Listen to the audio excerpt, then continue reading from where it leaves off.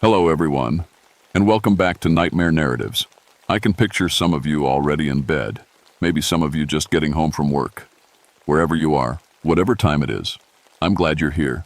If this helps you relax or sleep, please like and subscribe. It means a lot. Now let's get you comfortable, and I'll tell you tonight's story.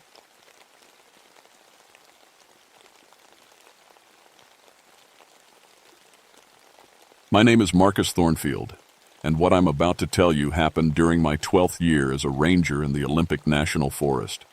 I was 34 then, had been working these woods since I got out of the Army. After Sarah died in that car accident, the forest became my home. Trees don't ask questions. They don't judge. They just stand there, solid and quiet, which was exactly what I needed. I knew every trail, every creek, every ridge in my section of the Sol Duc Valley. Could track a wounded deer through thick underbrush or find a lost hiker in fog so thick you couldn't see your own boots. The other rangers called me when they had the tough cases. Missing persons, animal attacks, the stuff that required patience and skill, not just a uniform and a radio. October 1967 was colder than usual.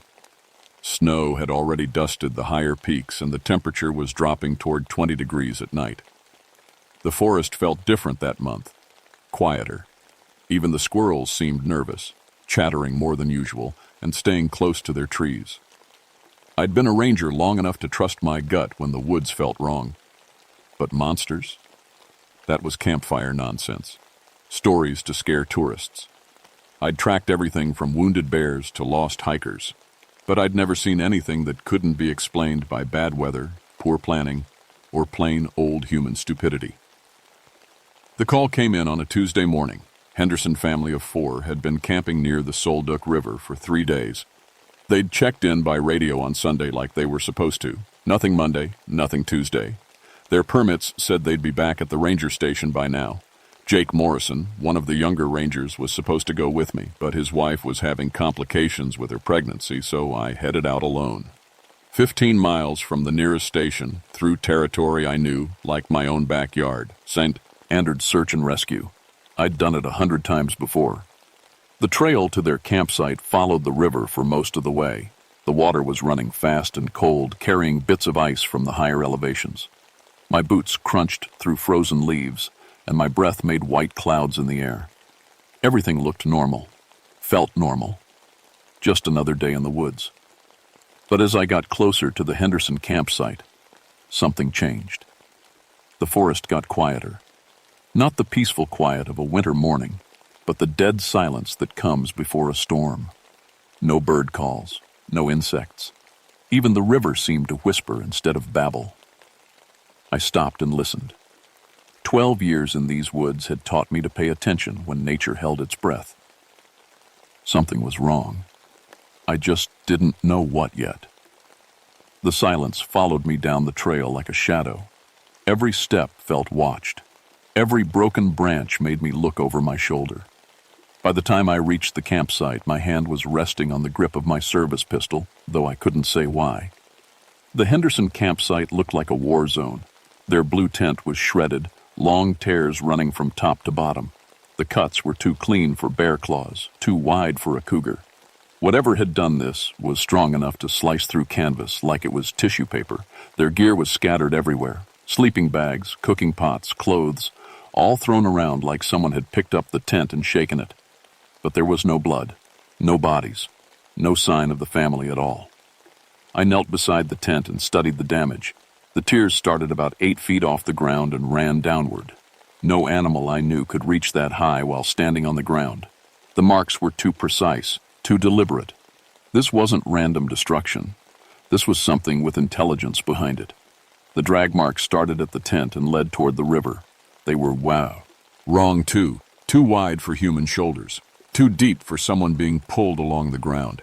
It looked like something heavy had been dragged through the dirt, something that kept the marks evenly spaced about 4 feet apart. I followed the trail, my radio crackling with static. Every few steps I tried to call back to the station. Nothing but white noise, and underneath it, something that sounded almost like howling, long, mournful calls that made my skin crawl. The tracks led to a thick stand of cedar trees about 50 yards from the river. That's where I found Amy Henderson, the youngest daughter. She was maybe 8 years old, crammed into a hollow under the roots of a massive tree. Her clothes were torn, her face streaked with dirt and tears. "Amy?" I kept my voice soft, the way I'd learned to talk to frightened animals. "I'm Ranger Thornfield. Your parents sent me to find you." She looked at me with eyes that had seen too much. "The hungry shadow man took them," she whispered. "He walks like people but howls like the wolves. He's been watching us since we got here." I helped her out of the hollow, wrapping her in my spare jacket. She was shivering, but not from the cold. This was the shake of pure terror. "Where are your parents, Amy? Where's your brother?" "The shadow man ate Tommy while we watched." Her voice was flat, empty. "Mommy and Daddy tried to run, but he's so fast. He can jump between the trees like a bird." I'd heard trauma victims say impossible things before. Their minds played tricks to protect them from memories too horrible to process. But something in Amy's voice made me believe her. The absolute certainty. The specific details. This wasn't the rambling of a scared child. This was testimony. "We need to get you somewhere safe," I said, but Amy grabbed my arm. "He's still here," she whispered. "He's watching us right now." I looked around the forest. The trees stood silent and still. Nothing moved. But I felt it too, the weight of invisible eyes. The sense of being studied by something that understood exactly what I was, but remained, completely unknown to me. That's when I caught the smell, sweet and rotten like meat left too long in the sun, but mixed with something else, something wild and musky, like wet animal fur. The stench seemed to come from everywhere and nowhere, drifting through the trees like fog. I picked up Amy and started back toward the trail. Every few steps, I looked over my shoulder. The forest remained empty, but the feeling of being watched never left. Something was following us. Something that knew these woods better than I did. We were halfway back to the main trail when I saw the footprints. They started as large paw prints, maybe from a wolf or a big dog. But every few steps, they changed. The claws became longer. The pad marks spread wider. By the time we reached the trail, they looked almost human. Almost.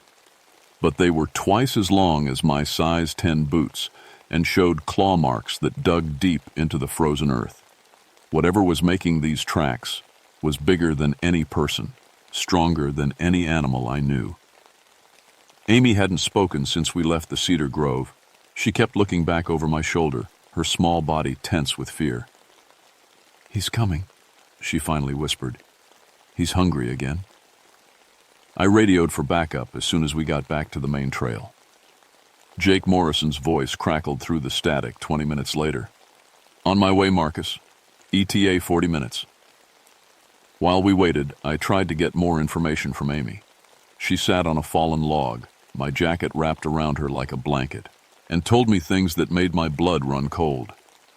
"The shadow man came to our camp on Sunday night," she said. "He stood at the edge of the light from our fire. Daddy couldn't see him, but I could. He was tall as the trees, skinny like he hadn't eaten in forever. His eyes glowed yellow like a cat's." "What did your father do?" "Daddy threw a stick at him." The shadow man laughed and went away, but he came back every night, getting closer. By Monday, he was talking to us. "Talking?" Amy nodded. "He used Grandpa's voice. Grandpa died last year, but the shadow man sounded just like him. He called to Mommy from the woods, asking her to come see him. She almost went, but Daddy stopped her." I felt the hair on my arms stand up. Whatever was in these woods, it was intelligent, patient. It had studied the Henderson family, learned their voices, their relationships. It had been hunting them like a predator stalks prey. "Tuesday morning, Tommy went to get water from the river," Amy continued. "The shadow man was waiting. He grabbed Tommy and she couldn't finish. Jake arrived just as the sun was starting to set. One look at Amy's face told him this wasn't a normal search and rescue. "What are we dealing with, Marcus?" I told him what I'd found. The shredded tent, the impossible claw marks, the tracks that changed from animal to human. Jake listened without interrupting, his face growing more serious with each detail. "You think it's a bear?" he asked. "Bears don't use voices," I said, "and they don't plan attacks for days." That's when we heard it. A long, mournful howl echoing through the valley. It started low, almost human, then rose to a pitch that made my teeth ache. The sound bounced off the canyon walls, multiplying until it seemed to come from everywhere at once. Amy grabbed my arm. "That's him. That's the Shadow Man." The howl was answered by another from across the river, then another from upstream. We were surrounded by whatever was making that sound.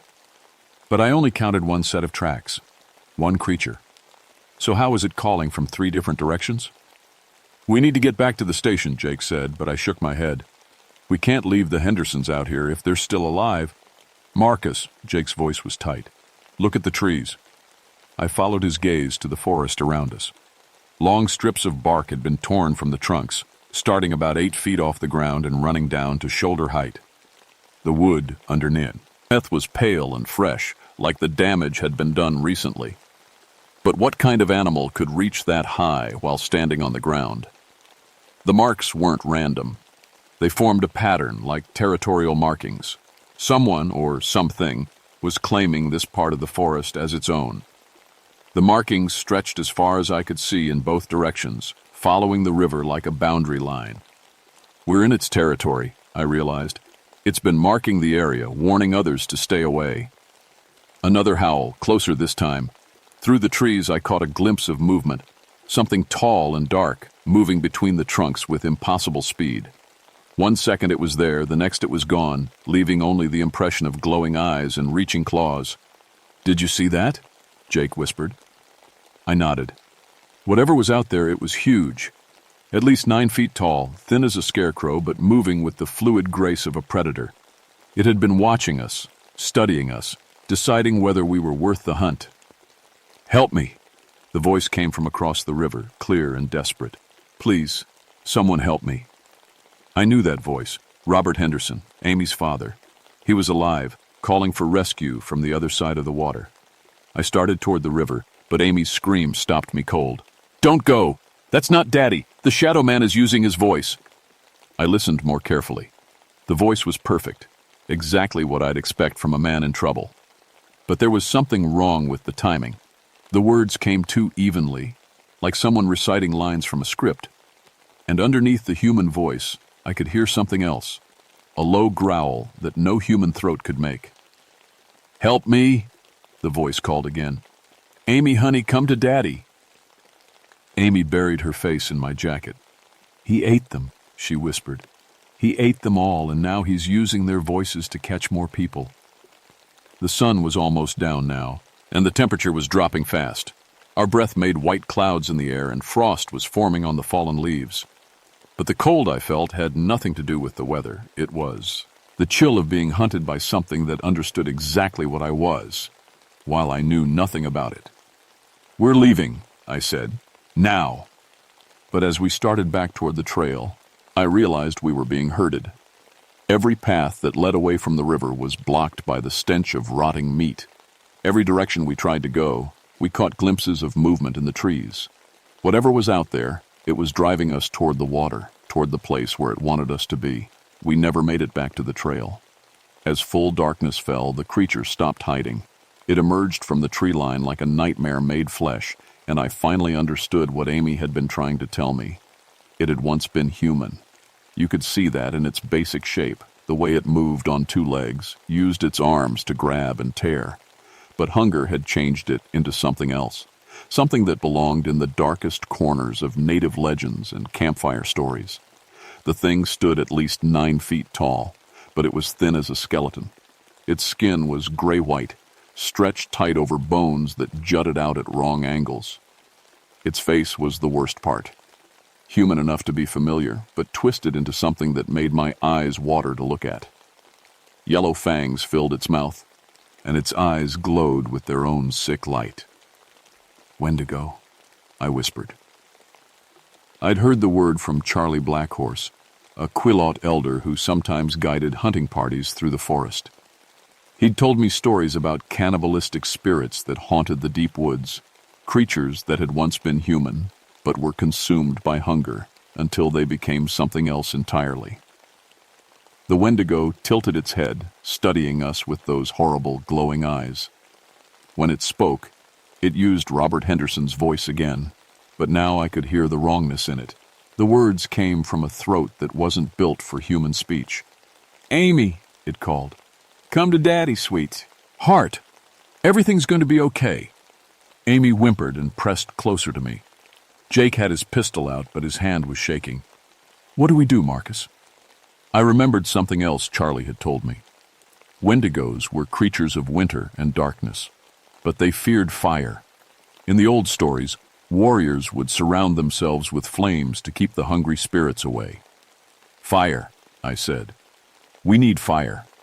The Wendigo heard me and let out a sound that was part laugh, part howl. It knew what I was thinking. It had heard the old stories, too. The creature moved faster than anything that size should be able to move.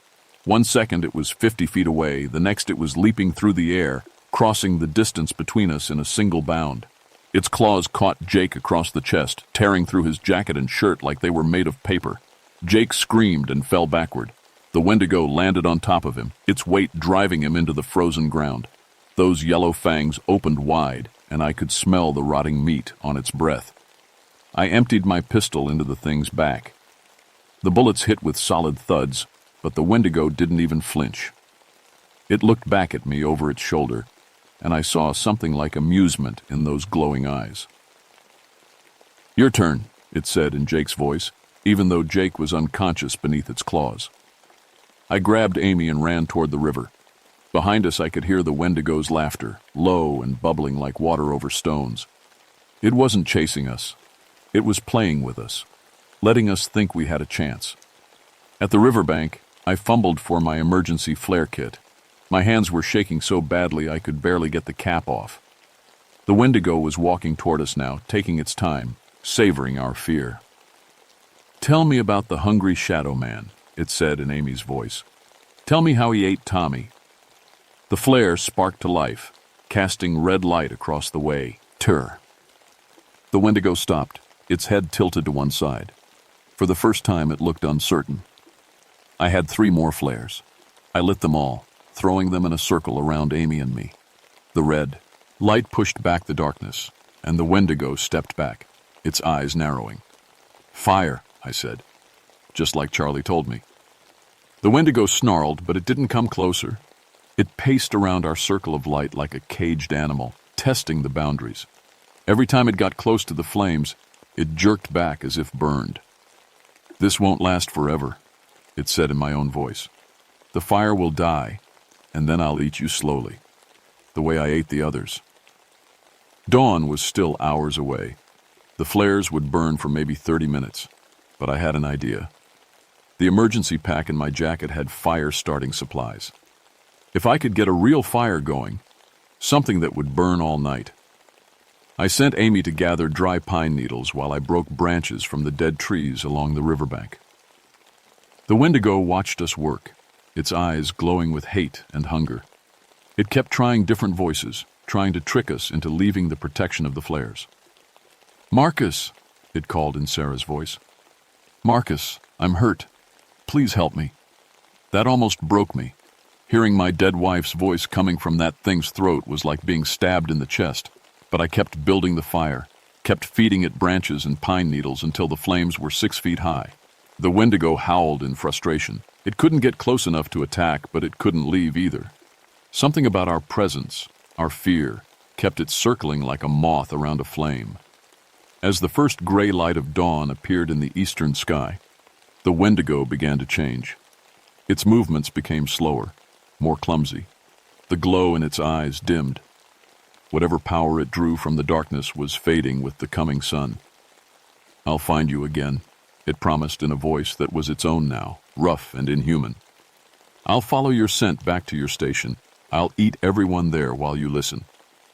But it was backing away, retreating into the deep foe, rest where the sun couldn't reach. Just before it disappeared completely, it turned and looked directly at me. "I know your smell now, Marcus Thornfield. I know your voice. Next time, you won't have fire to protect you." Then it was gone, leaving only the stench of rotting meat and the memory of those glowing eyes. The rescue team found us 6 hours later. Jake was alive, but badly hurt. 3 long gashes across his chest that would leave scars for the rest of his life.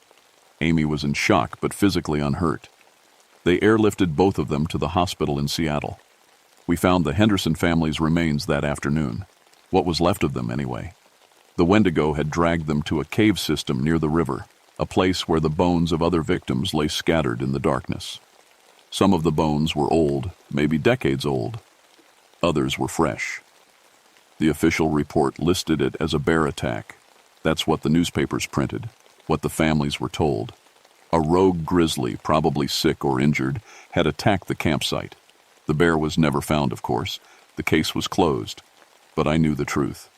And I wasn't the only one. Chief Ranger Davidson called me into his office 3 days later. He closed the door and pulled a thick file from his desk drawer. "You're not the first ranger to encounter something like this," he said. "We've been tracking incidents like yours for 20 years.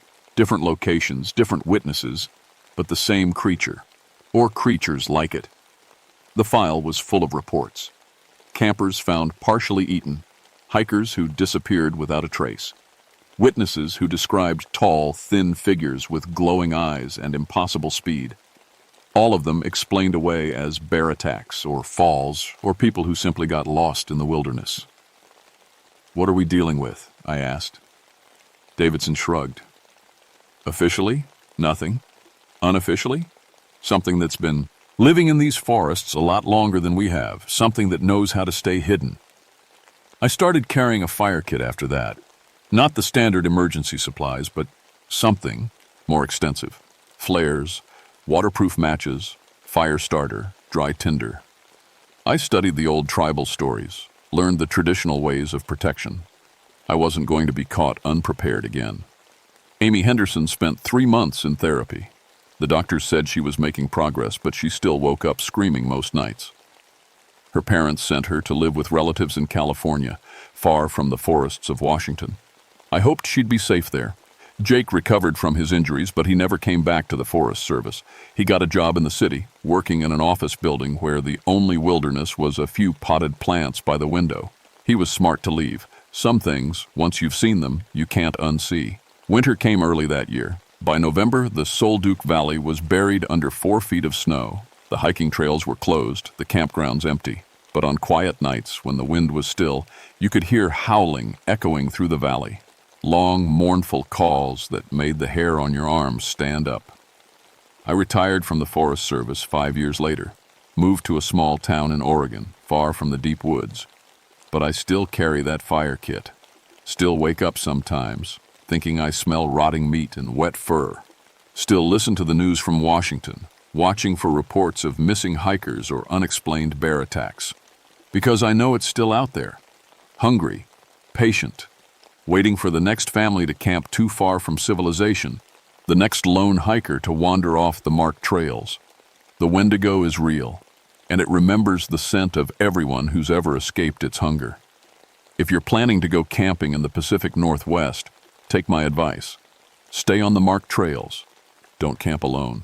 And always, always carry fire. You never know what might be watching from the tree line, waiting for the sun to set.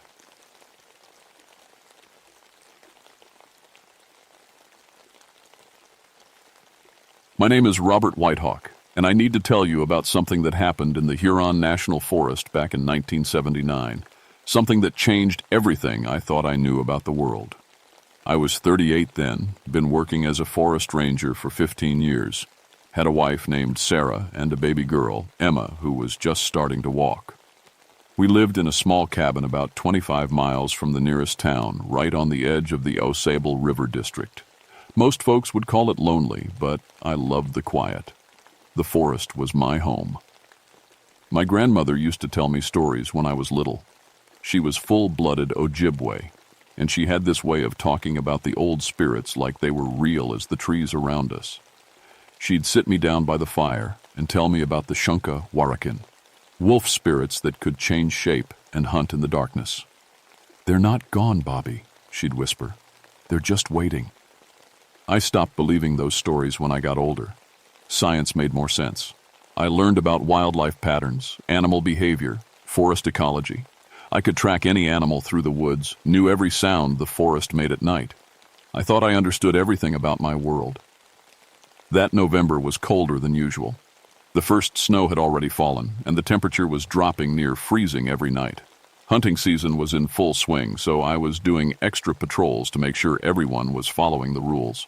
The forest felt different that month, though I couldn't put my finger on why. It started with Jim Kowalski's farm. Jim was a good man, ran cattle on the land that bordered the forest. He'd been having trouble with something killing his animals. Not just killing them, but tearing them apart in ways that didn't make sense. The bite marks weren't right for any predator I knew. When Sheriff Martinez called me that morning, his voice was tight. "We found Jim," he said. "You need to get out here, Robert. Something's not right." I drove my truck down the dirt road to Jim's farm, radio crackling with static the whole way. That should have been my first warning. The radio never acted up like that before. Jim's body was behind the barn, and I've seen a lot of animal attacks in my years as a ranger. This was different. His throat had been torn out, but the wound pattern was all wrong. Too precise. Too purposeful. "What do you think did this?" Martinez asked, lighting a cigarette with shaking hands. I knelt down next to the body, studying the marks. "I don't know," I said, and those words felt strange in my mouth. I always knew. That was my job. The cattle were huddled in the far corner of the field, as far from the forest as they could get. They were shaking, eyes wide with fear. Even from a distance, I could smell their terror. "We need to check the tree line," I told Martinez. "Look for tracks, signs of what did this." We walked toward the forest edge, and that's when I saw them. The tracks started normal enough, 4 paws, canine shape, maybe from a large dog or small wolf. But then they changed. About 50 yards into the forest, the front paws stayed the same, but the back paws, they looked almost human, like someone walking on the balls of their feet, but with claws. I'd never seen anything like it in 15 years of tracking. "What the hell kind of animal makes tracks like that?" Martinez asked. I stood up, brushing snow off my knees. My grandmother's voice echoed in my head. "They're not gone, Bobby. They're just waiting." "I don't know," I said again. But deep down, in a place I didn't want to admit existed, I was starting to remember things I'd tried to forget. That night, I sat at my kitchen table with Sarah, trying to make sense of what I'd seen. Emma was sleeping in her crib, and the house phenon looked warm and safe. The real world. "Maybe it's just a sick dog," Sarah said, pouring me coffee. "You know how rabies can make animals act strange." I nodded, but I kept thinking about those tracks. About the way the cattle had been huddled together, shaking. About the static on my radio. "I need to patrol the forest tomorrow," I said. "Make sure whatever it is doesn't hurt anyone else." Sarah's hand tightened on her coffee mug. "Be careful, Robert. Something about this feels wrong." I kissed her forehead. "I'll be fine. I know these woods better than anyone." But as I lay in bed that night, listening to the wind through the trees, I couldn't shake the feeling that something was watching our house. Something that didn't belong in my safe scientific world. And somewhere in the darkness, I could have sworn I heard my grandmother's voice again. "They're not gone, Bobby. They're just waiting." The next morning, I met up with Tom Bradley, another ranger who'd come to help with the investigation. Tom was younger than me, maybe 28, and he still had that city boy nervousness around the deep woods. But he was good at his job and asked the right questions. "So, what are we looking for exactly?" he asked as we headed into the forest. "Whatever killed Jim Kowalski," I said, "and whatever's been attacking the cattle." We followed the strange tracks deeper into the woods. The snow made tracking easier, but something felt off about the whole forest. The normal sounds were wrong. No birds singing, no squirrels chattering. Even the wind seemed quieter than usual. "The dogs in town won't come near this place," Tom said. My neighbor's German shepherd just whimpers when he gets close to the forest road. That made my skin crawl. Dogs can sense things we can't. They know when something's dangerous. We'd been walking for about an hour when we found the first claw marks. They were carved deep into an old oak tree, about 8 feet off the ground. Long, deep gouges that looked like they'd been made by something with claws as long as my fingers.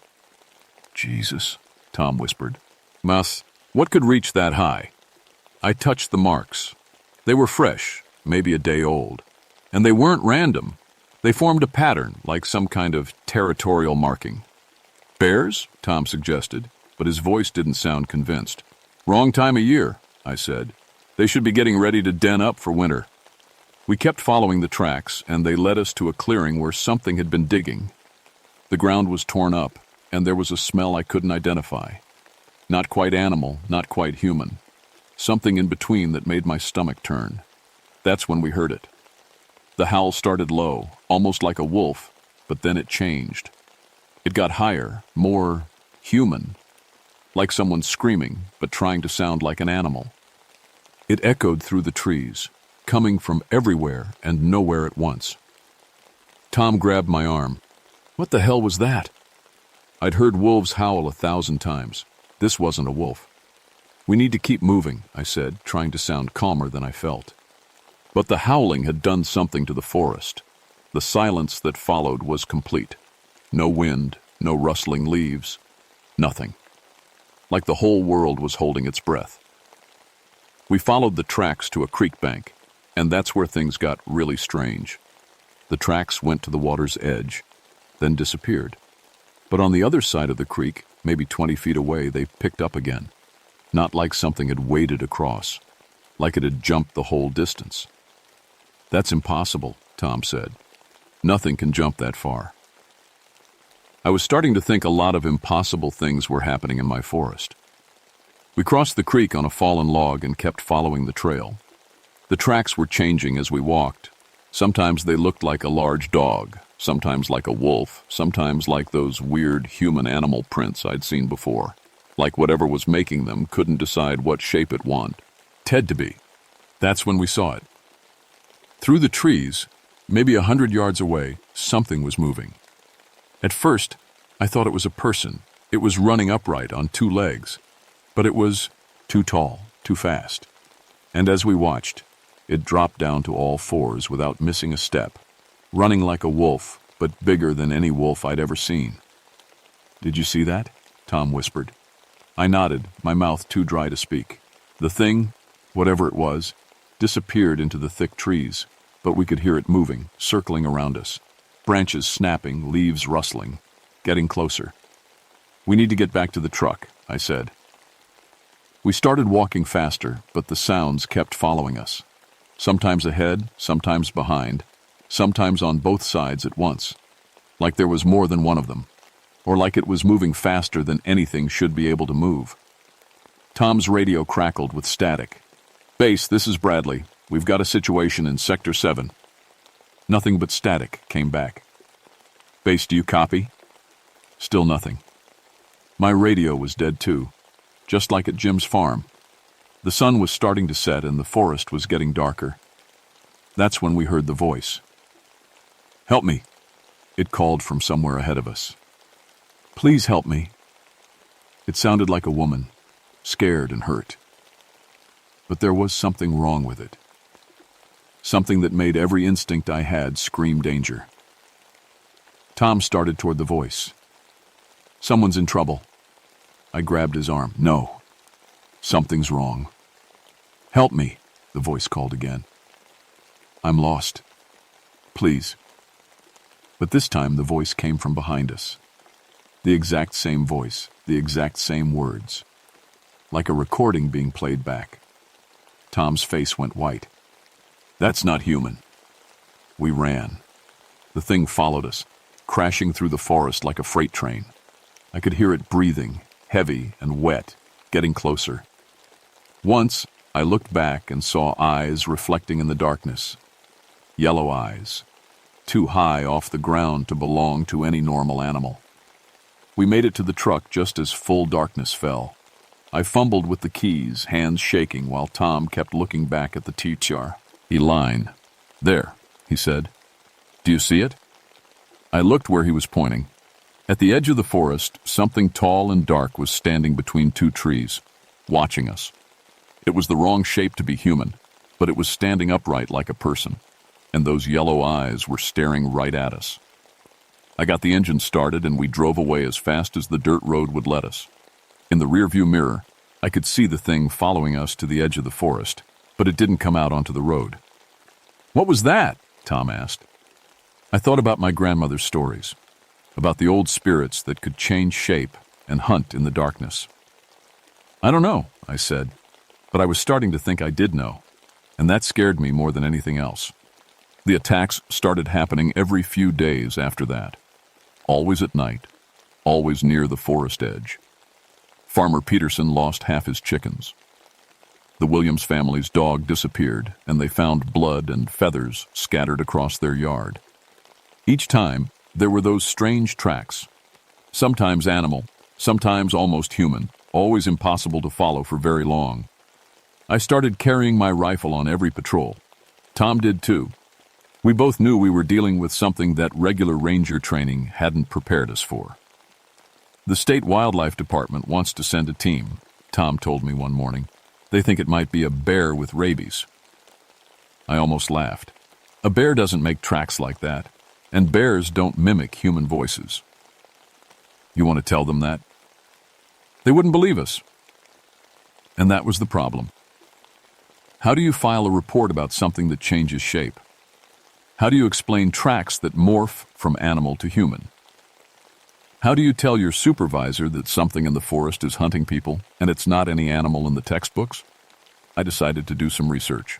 I drove to the library in town and asked about local Native American stories. The librarian, Mrs. Chen, pulled out some old books about Ojibwe legends. "Are you looking for anything specific?" she asked.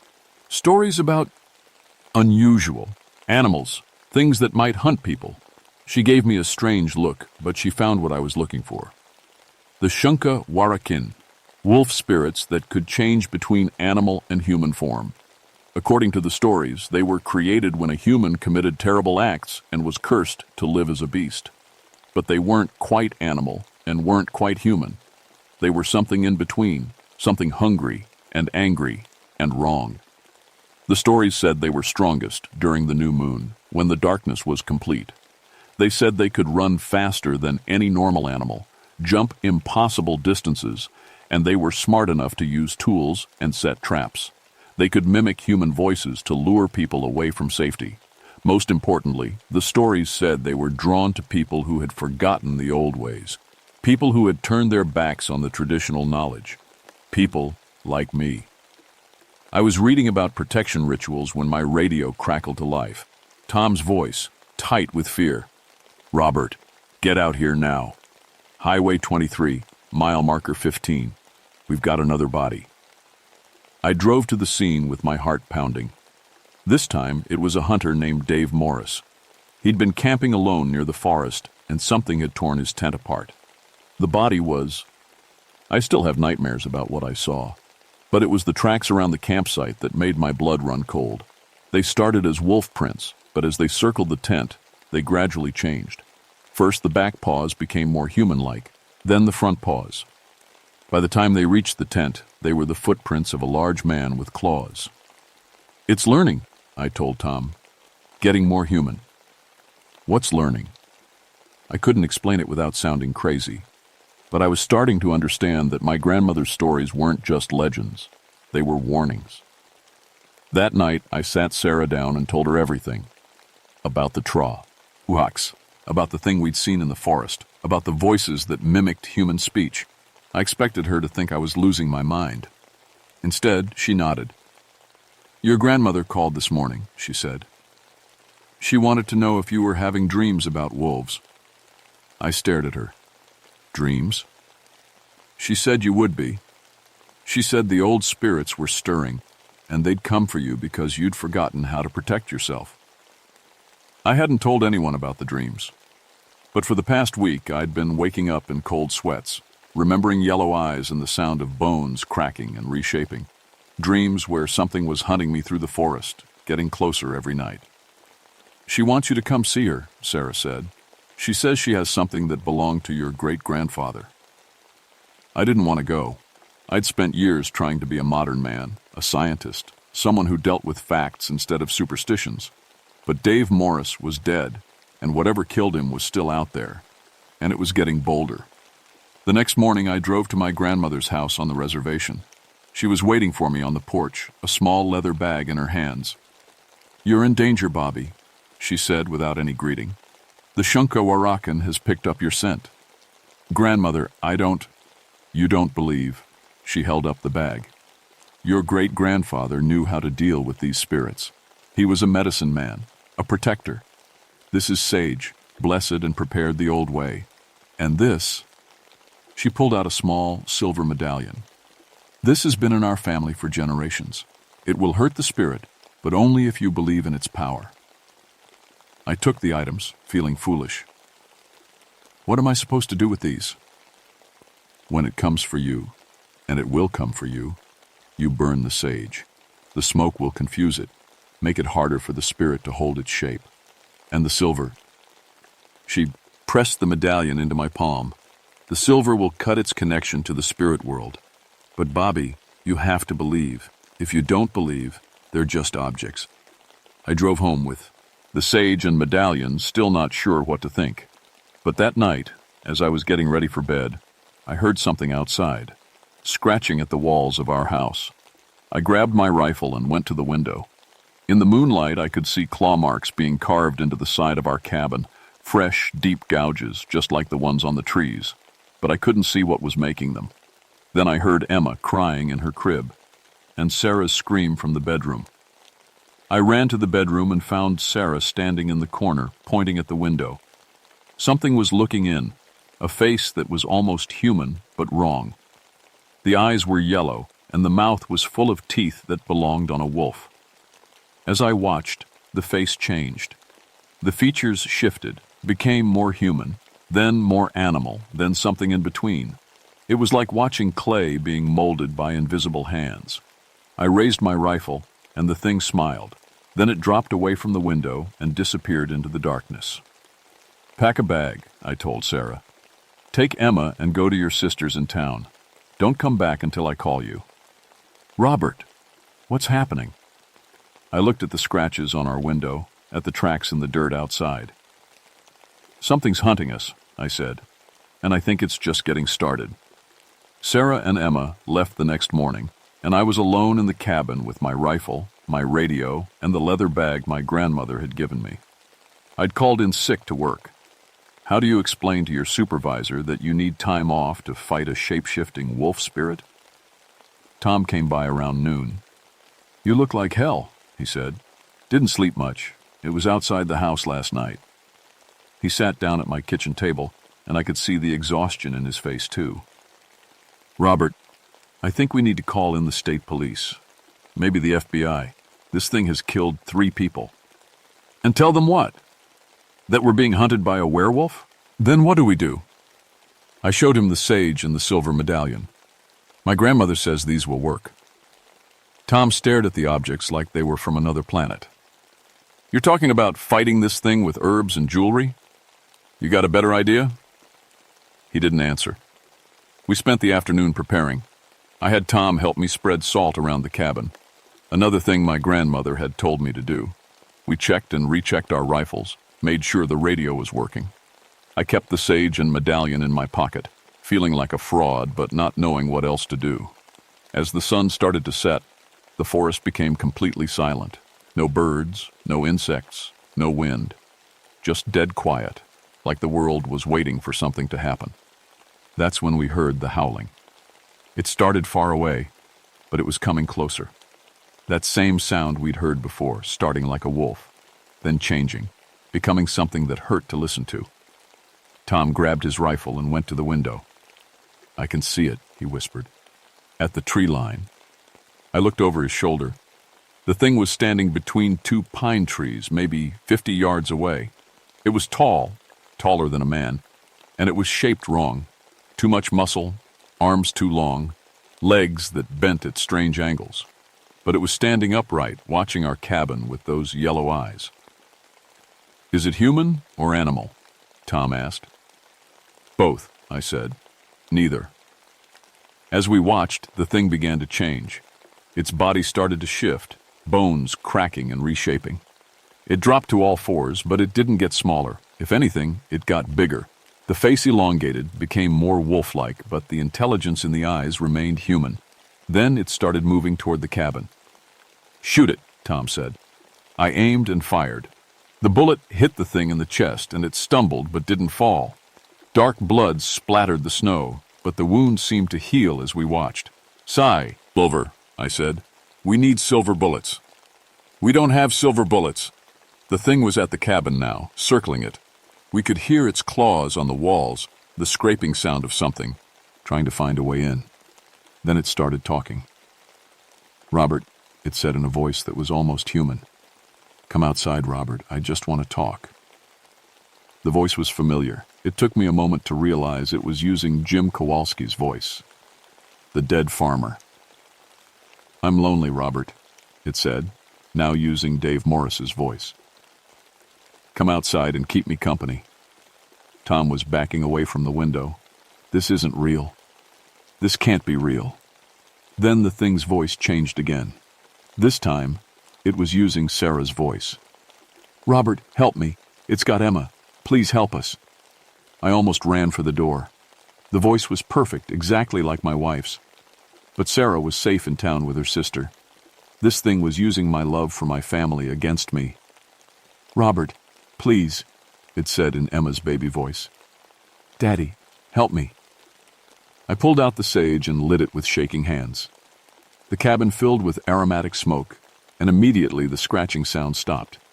The voices stopped too. "What did you do?" Tom asked. "Gave us a chance." The silence lasted for maybe 5 minutes. Then the thing started laughing. Not human laughter, something wet and wrong that seemed to come from all around us. "You think your grandmother's tricks will save you?" it said. And now the voice was mine. It was speaking in my own voice. "You stopped believing in the old ways, Robert. You chose science over spirit. You chose the modern world over your people's wisdom." The front door exploded inward. The thing that came through wasn't fully human or fully animal. It was something in between, something that shouldn't exist. 7 feet tall, covered in dark fur, with hands that ended in claws and a face that kept shifting between human and wolf. Its eyes were yellow and filled with an intelligence that was both animal and human. Tom fired 3 shots into its chest. The bullet slowed it down but didn't stop it. It grabbed Tom by the thigh, wrote, and lifted him off the ground. "You taste like fear," it said, and its voice was a mixture of growl and human speech. Then it bit Tom's throat out. I was alone with the thing, and it was between me and the door. The sage was still burning, but it wasn't enough to stop the creature. It was just making it harder for the thing to hold its shape. I could see it flickering between forms, sometimes more human, sometimes more wolf. "Your turn, Robert," it said.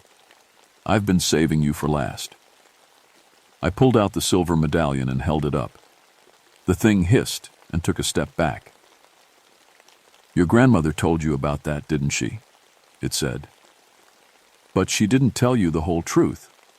The silver will hurt me, but it won't kill me. Nothing can kill me. I am eternal. I am the darkness that lives in the space between human and animal." It was right. I could see the silver was causing it pain, but it wasn't backing down. It was just angry now. "But you know what really hurts, Robert?" it said, and its face became more human. "You know what really cuts deep? The fact that you're just like me now. You've killed. You've let people die. You've chosen survival over honor." I looked at Tom's body on the floor, at the thing that had killed him, at the silver medallion in my hand.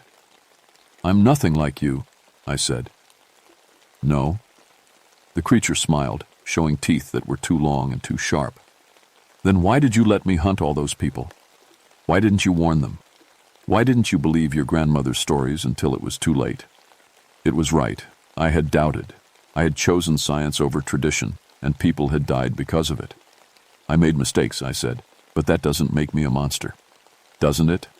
The thing lunged at me.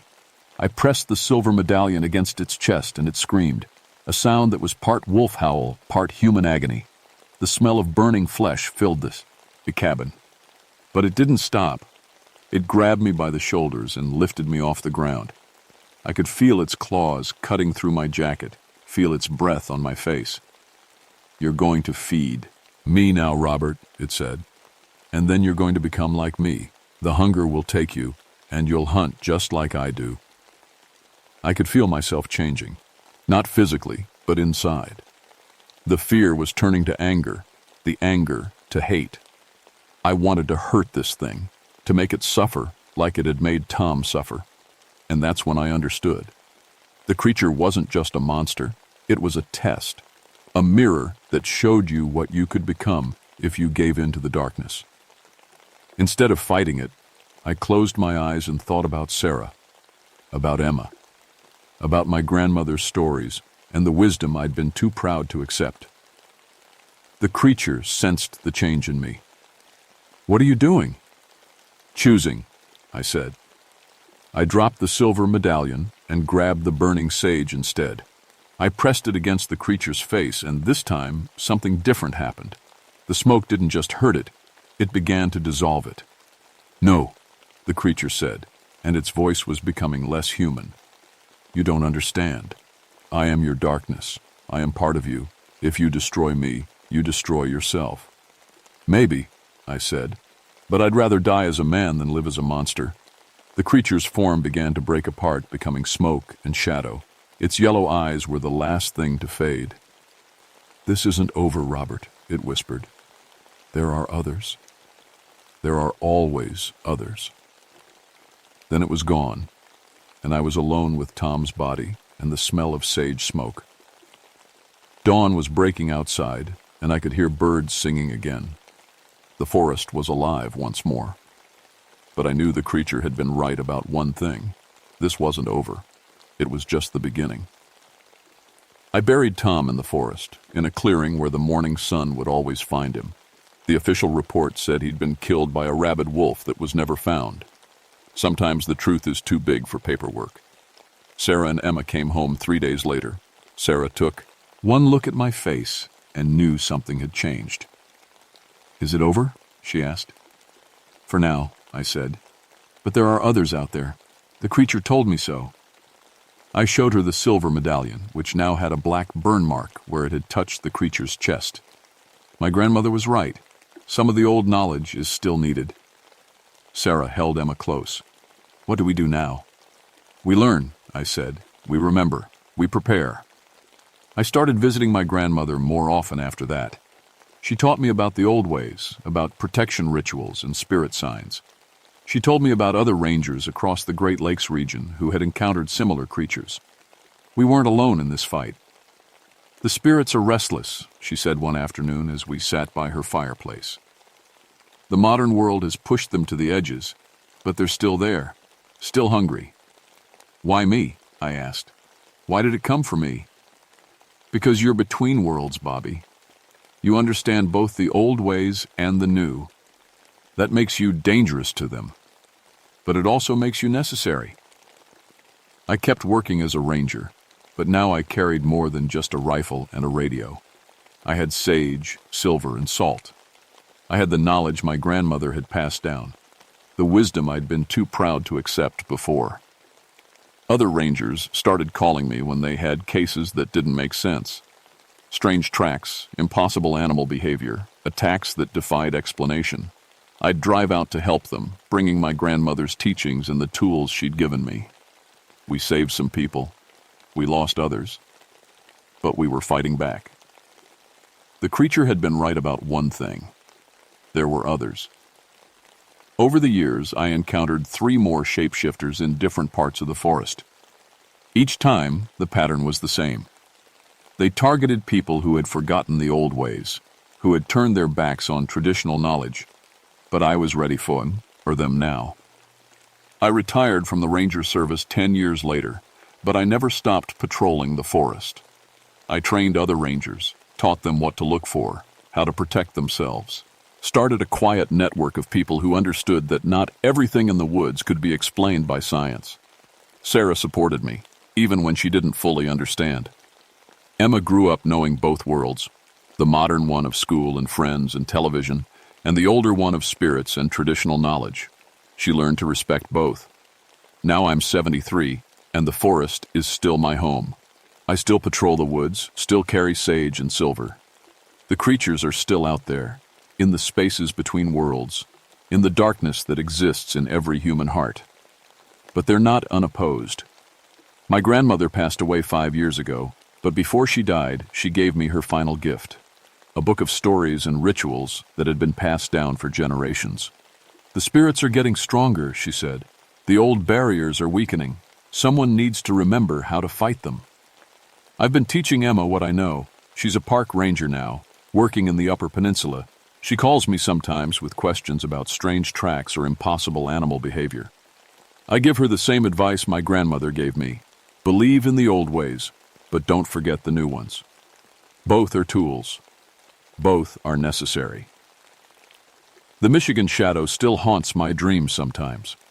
I can still see those yellow eyes, still hear that voice that could mimic anyone it chose. But I'm not afraid anymore. I know what it was, and I know how to fight it. The forest is quiet tonight, but it's not empty. It's never empty. In the spaces between the trees, in the darkness that exists just outside the reach of our campfires, things are waiting. Things that remember when the world was different, when the barriers between spirit and flesh were thinner. But we remember too. We remember the old ways, the old knowledge, the old protections. And as long as we remember, as long as we teach our children to remember, we have, via chance. The spirits are patient. They can wait for generations. But so can we. And that's all I can tell you about what happened in the Huron National Forest in 1979. Whether you believe it or not is up to you. But if you ever find yourself alone in the woods, if you ever hear something howling in the darkness that doesn't sound quite right, remember what I've told you. Keep some sage in your pocket, carry something silver, and don't forget that the old stories aren't just stories, they're warnings, and they're still true.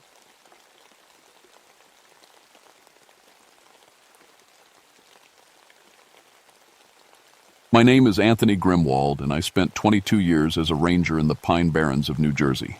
I'm telling you this story because someone needs to know what really happened in October of 1976. The official reports say it was a large bird, maybe an eagle or hawk. That's a lie. I was 50 years old then, still single, still married to the job. The Pine Barrens were my world. 1.1 million acres of wilderness that most people never bothered to understand. Sandy soil, cedar swamps, cranberry bogs, and pine forests that stretched for miles. I knew every fire road, every hidden trail, every spot where city folks got lost trying to find their way back to civilization. October 1976 was different from the start. We hadn't seen real rain in 6 weeks, and the forest was dry as old newspaper. Fire danger was through the roof. I spent most days checking for illegal campfires and clearing brush that could spark into an inferno. The heat was wrong for October, hitting 80 degrees when it should have been in the 60s. Even the animals seemed nervous. Deer moved in tight groups, and I found more roadkill than usual, like something was spooking them into traffic. I'd heard the Jersey Devil stories my whole life. Every local kid grew up with them. A creature born to Mother Leeds back in 1735, her 13th child that turned into a monster when she cursed it. Horsehead, bat wings, clawed hands. It was supposed to live in the deep swamps, coming out to steal livestock and scare travelers. Revolutionary War propaganda, I always figured. Something to keep British soldiers out of the Pine Barrens. But that morning when I got the call about the missing family, I started thinking about those old stories differently. "We got a problem, Anthony," said Sheriff Martinez over the radio. "Family of 4 didn't check out of their campsite yesterday. The Hendersons from Philadelphia. They were due back 3 days ago." I knew the spot, a small clearing about 30 miles from the nearest town, accessible only by sand roads that twisted through the swamp. Good fishing, but isolated. The kind of place where you could yell for help and nobody would hear you. "I'll head out there now," I told him. "Probably just car trouble."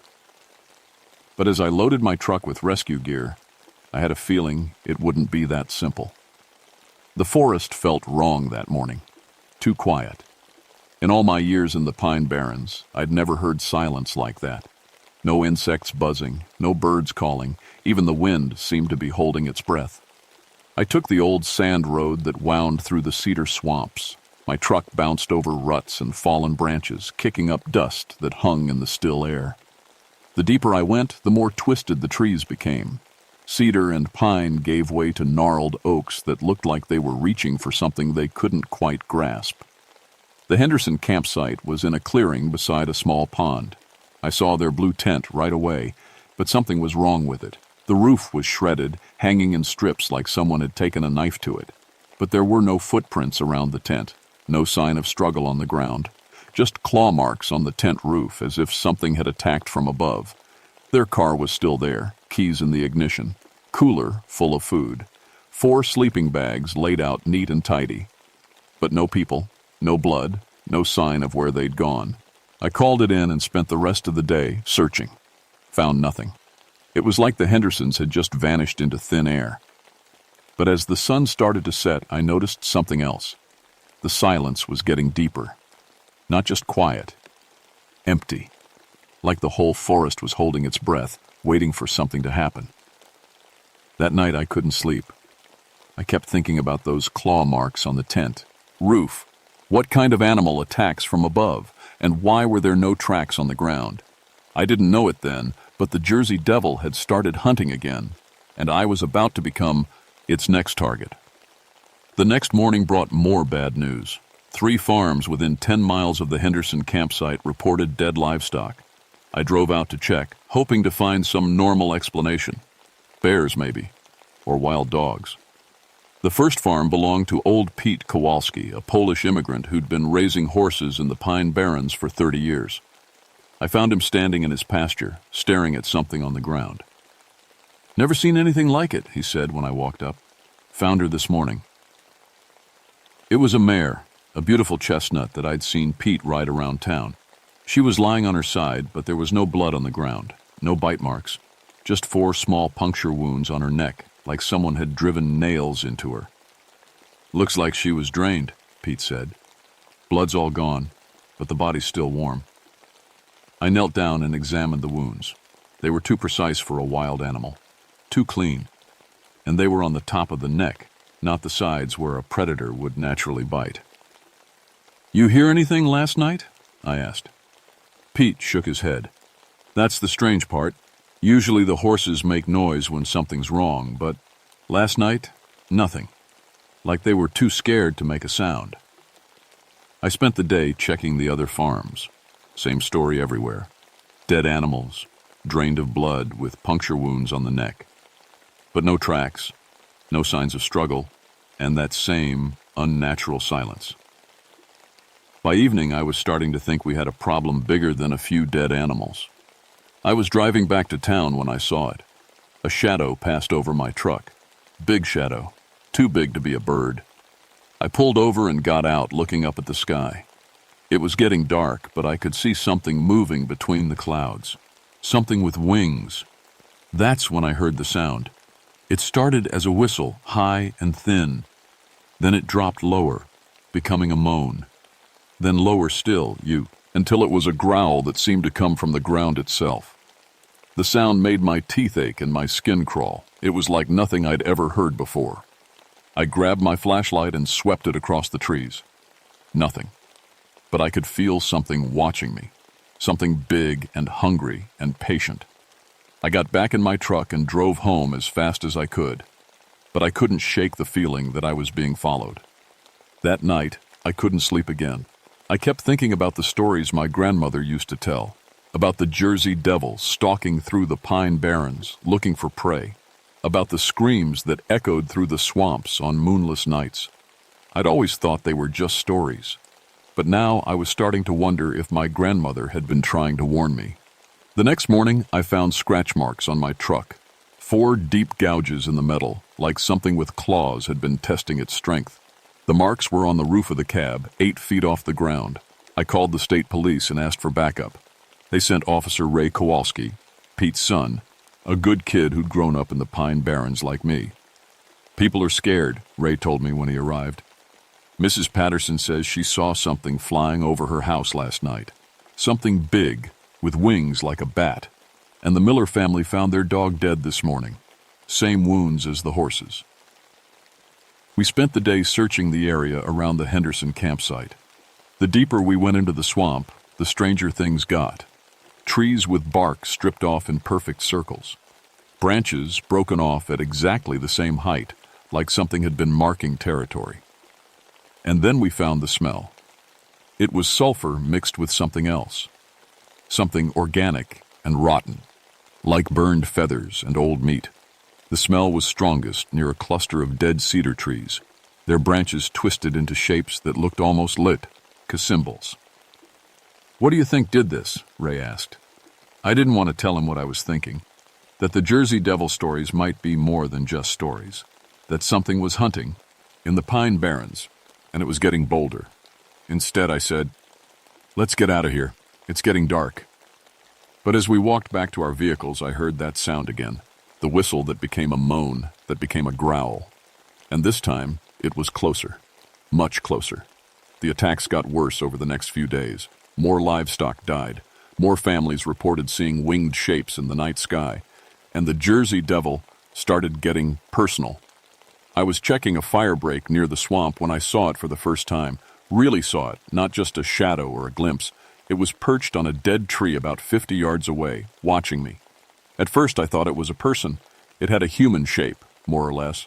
But then I saw the wings. Leathery, bat-like wings that stretched 12 feet from tip to tip. The head was wrong, too. Elongated, like a horse's head, but with teeth. Lots of teeth. It made that sound again, the whistle-moan growl that made my bones ache. Then it spread its wings and took off, flying silently through the trees. I radioed Ray immediately. "I need you to meet me at the old fire tower, and bring your gun." "What's wrong?" he asked. "Just bring your gun." Ray arrived 20 minutes later, his service weapon drawn. "What happened?" I told him about the creature, about the wings and the teeth and the way it moved through the air without making a sound. Ray listened without interrupting, but I could see the doubt in his eyes. "Anthony," he said carefully, "you've been working a lot of overtime lately. Maybe you should take a break." That's when we heard the screaming. It came from the direction of the swamp, high and shrill and full of terror. Human screaming. Someone was in trouble. We ran toward the sound, crashing through underbrush and splashing through shallow water. The screaming stopped abruptly, leaving only that unnatural silence. We found them in a sma, all clearing beside a stagnant pond. The Miller family, husband, wife, and 2 kids. They were arranged in a perfect circle, all facing inward. All drained of blood through puncture wounds in their necks. But they weren't the Henderson family we'd been looking for. These were new victims. "Jesus Christ," Ray whispered. "What did this?" I was about to answer when I heard the sound of wings above us. We looked up and saw it circling overhead, just above the treetops. The Jersey Devil. It was huge, much bigger than I'd thought, and it was looking down at us with eyes that glowed red in the fading light. Ray raised his gun and fired 3 shots. The bullets seemed to pass right through the creature without effect. It let out that horrible sound again, then dove toward us. We ran, through the swamp, through the underbrush, through water that grabbed at our boots and branches that tore at our clothes. Behind us I could hear the creature following, its wings beating silently through the air. We made it to our vehicles and drove back to town without speaking. But I knew we were both thinking the same thing. The Jersey Devil wasn't just a story anymore. It was real, and it was hunting. That night, I went to the library and looked up everything I could find about Jersey Devil sightings. The stories went back centuries, but they all described the same creature, horse-headed, bat-winged, with claws and teeth and an appetite for blood. But the stories also mentioned something else. The Jersey Devil had territory. It stayed in the deep swamps, in the places where the old cedar trees grew thick and the water ran black. And it didn't just kill randomly. It hunted in patterns, establishing territory and eliminating threats, which meant Ray and I had become threats. The next morning, I found more scratch marks on my truck. This time they were on the windows, like the creature had bent, and trying to get inside. And there was something else. A dead crow on my doorstep, arranged with its wings spread wide. A warning. I called Ray and told him to meet me at the police station. We needed to make a plan. But when I arrived, Ray wasn't there. His wife said he'd left for work an hour ago, heading out to check on some of the farms. I drove to the Kowalski farm first. No sign of Ray. Then the Patterson place. Nothing. I was starting to panic when I remembered the old hunting cabin near the swamp. Ray had mentioned checking it for vagrants. I found his police cruiser parked outside the cabin, doors open, radio still crackling. But no Ray. Just more of those puncture wounds, this time in the car's roof, and hanging from a tree nearby, Ray's service weapon. Empty. I knew then that the Jersey Devil wasn't just hunting livestock anymore. It was hunting people, and it was getting smarter, more strategic. It had taken Ray because he was armed, because he was a threat, which meant I was next. As if summoned by my thoughts, I heard that sound again, the whistle, moan, growl echoing through the trees. But this time it was coming from multiple directions. The creature was circling, hunting, preparing to strike. I ran for my truck, but I was too late. The Jersey Devil dropped from the sky like a stone, landing on the hood with a crash that shattered the windshield. Up close, it was even more terrifying. The horse head was real, complete with a mane and large, intelligent eyes. But the mouth was full of shark teeth and the breath smelled like sulfur and decay. It reached through the broken windshield with claws like knife blades trying to get at me. I threw the truck in reverse and floored it.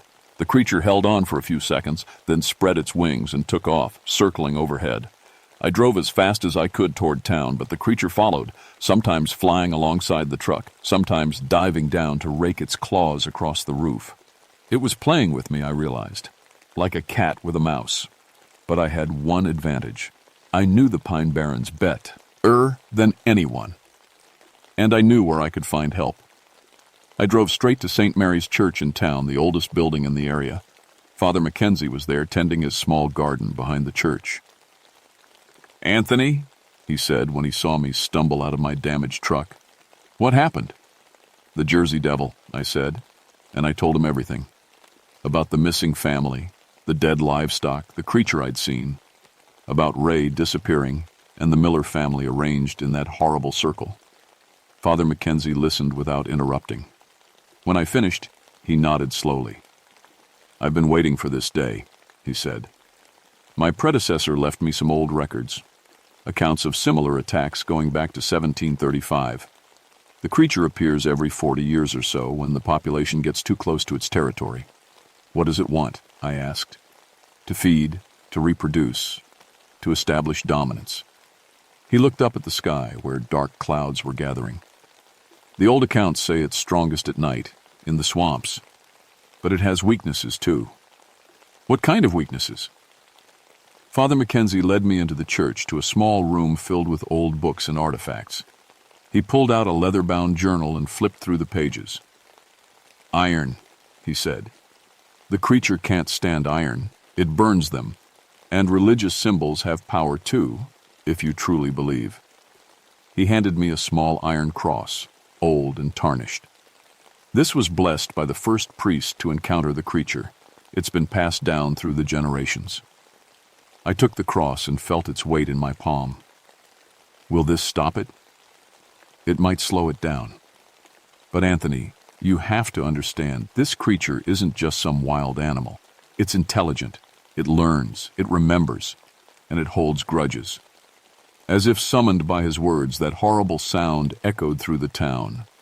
The whistle, moan, growl that made windows rattle and dogs howl, the Jersey Devil had found me. "Stay here," I told Father Mackenzie. "Keep the doors locked."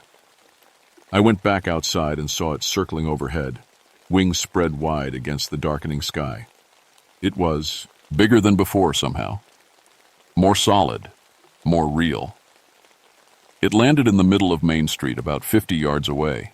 Up close, in the light from the street lamps, I could see details I'd missed before. The horse head was covered in coarse hair, with a mane that moved in a wind I couldn't feel. The body was roughly human-shaped but covered in dark scales. The wings were definitely bat-like, with a membrane that looked like old leather. But it was the eyes that got me. They were intelligent, human almost. Like it was thinking, planning, enjoying the hunt. It took a step toward me, then another. The claws on its feet clicked against the asphalt. I gripped the iron cross tighter and stood my ground. "Come on then," I said. "Let's finish this." The creature tilted its head, studying me. Then it opened its mouth and let out that horrible sound again. But this time it was louder, stronger. The windows of nearby buildings shattered. Car alarms went off, and I felt something in my chest, like my heart was trying to stop. The Jersey Devil spread its wings and launched itself into the air. It circled once, twice, then dove straight at me. I raised the iron cross just as it reached me. The creature shrieked and veered away, smoke rising from where the cross had touched its skin.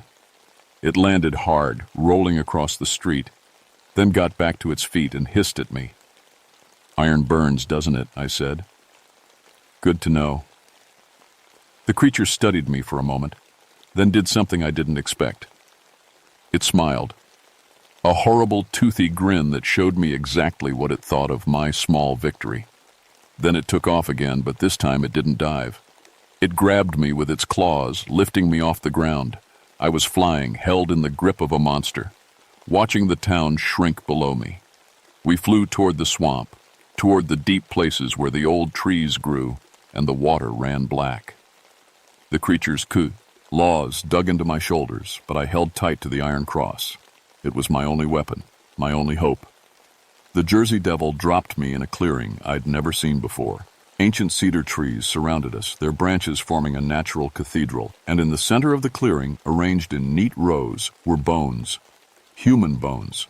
Dozens of them, maybe hundreds. This was its feeding ground, its lair, and I was about to become the newest addition to its collection. The creature landed beside me, folding its wings. It was in no hurry now. We were in its territory, its place of power. It could take its time. But I still had the iron cross. And I had one other advantage. I was angry. Angry about Ray, about the Miller family, about all the innocent people this thing had killed over the centuries. "You want to feed?" I said, struggling to my feet. "Then come and get me." The Jersey Devil charged. I waited until the last second, then dove to the side, slashing at its wing with the iron cross. The creature screamed and stumbled, smoke rising from the wound. We fought among the bones of its victims, the creature using its claws and teeth, me using the iron cross and my knowledge of its weaknesses. The battle lasted hours, or maybe minutes. Time seemed to stretch and compress in that horrible place. Finally, as dawn approached, the creature began to weaken. Its movements became slower, clumsier. The iron cross had burned it badly in several places, and it was having trouble flying. I managed to get close enough to press the cross against its chest. The creature shrieked and fell backward, smoke pouring from the wound. It tried to get up, but the iron had done its work. The Jersey Devil was hurt, maybe dying. But as the sun rose through the trees, I saw something in its eyes. Not defeat, not fear, just patience. It had been hurt before, over the centuries. It would heal, it would ember, and someday it would come back. The creature crawled into the deeper swamp, disappearing among the dead trees. I stumbled back toward town, following the sun, using the iron cross as a walking stick. I found the remains of the Henderson family in the creature's lair, along with Ray and the Millers and dozens of others. The state police listed them all as victims of a large predatory bird, probably a displaced eagle or hawk. The official reports make no mention of the Jersey Devil, no mention of the territorial markings, the drained blood, the supernatural speed and intelligence.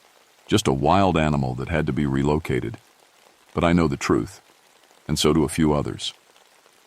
I retired from the Forest Service 3 months later and moved to Florida. I couldn't stay in the Pine Barrens, not after what I'd seen, but I kept the Iron Cross, and I kept watching the news from New Jersey. The attack stopped after our fight. The Jersey Devil retreated to the deep swamps, back to the places where humans don't go. But it's still there, still healing, still waiting. Every few years I get a call from someone in the Pine Barrens, a new ranger, usually, or a state trooper. They've found something strange in the swamps. Dead animals drained of blood, trees stripped of bark in perfect circles, and they want to know if I've ever seen anything like it. I tell them it's probably just a large bird, maybe an eagle or a hawk, but I also tell them to be careful, to stay out of the deep swamps after dark, and to carry iron if they can, because the Jersey Devil isn't just a story. It's real, it's patient, and it's still hunting. The Pine Barrens are quiet now, quieter than they've been in decades. But it's not the quiet of peace, it's the quiet of something sleeping, something dreaming of blood and wings and the taste of fear. And someday, when the population gets too close to its territory again, it will wake up. I still have nightmares about that night in the clearing, about the creature's eyes and its horrible sound and the way it smiled when it realized I was trapped. But mostly I dream about the bones, all those bones arranged in neat rows like a garden of death. The Jersey Devil has been feeding for centuries, and it's not done yet. If you ever find yourself in the Pine Barrens after dark, remember my story. Stay on the main roads. Don't go into the deep swamps.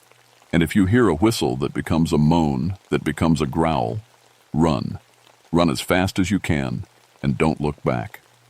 Because the Jersey Devil is still out there, still hunting, still waiting for the next person brave enough or foolish enough to enter its domain. And next time, it might not be satisfied with just a few missing campers. Next time, it might decide to come to town.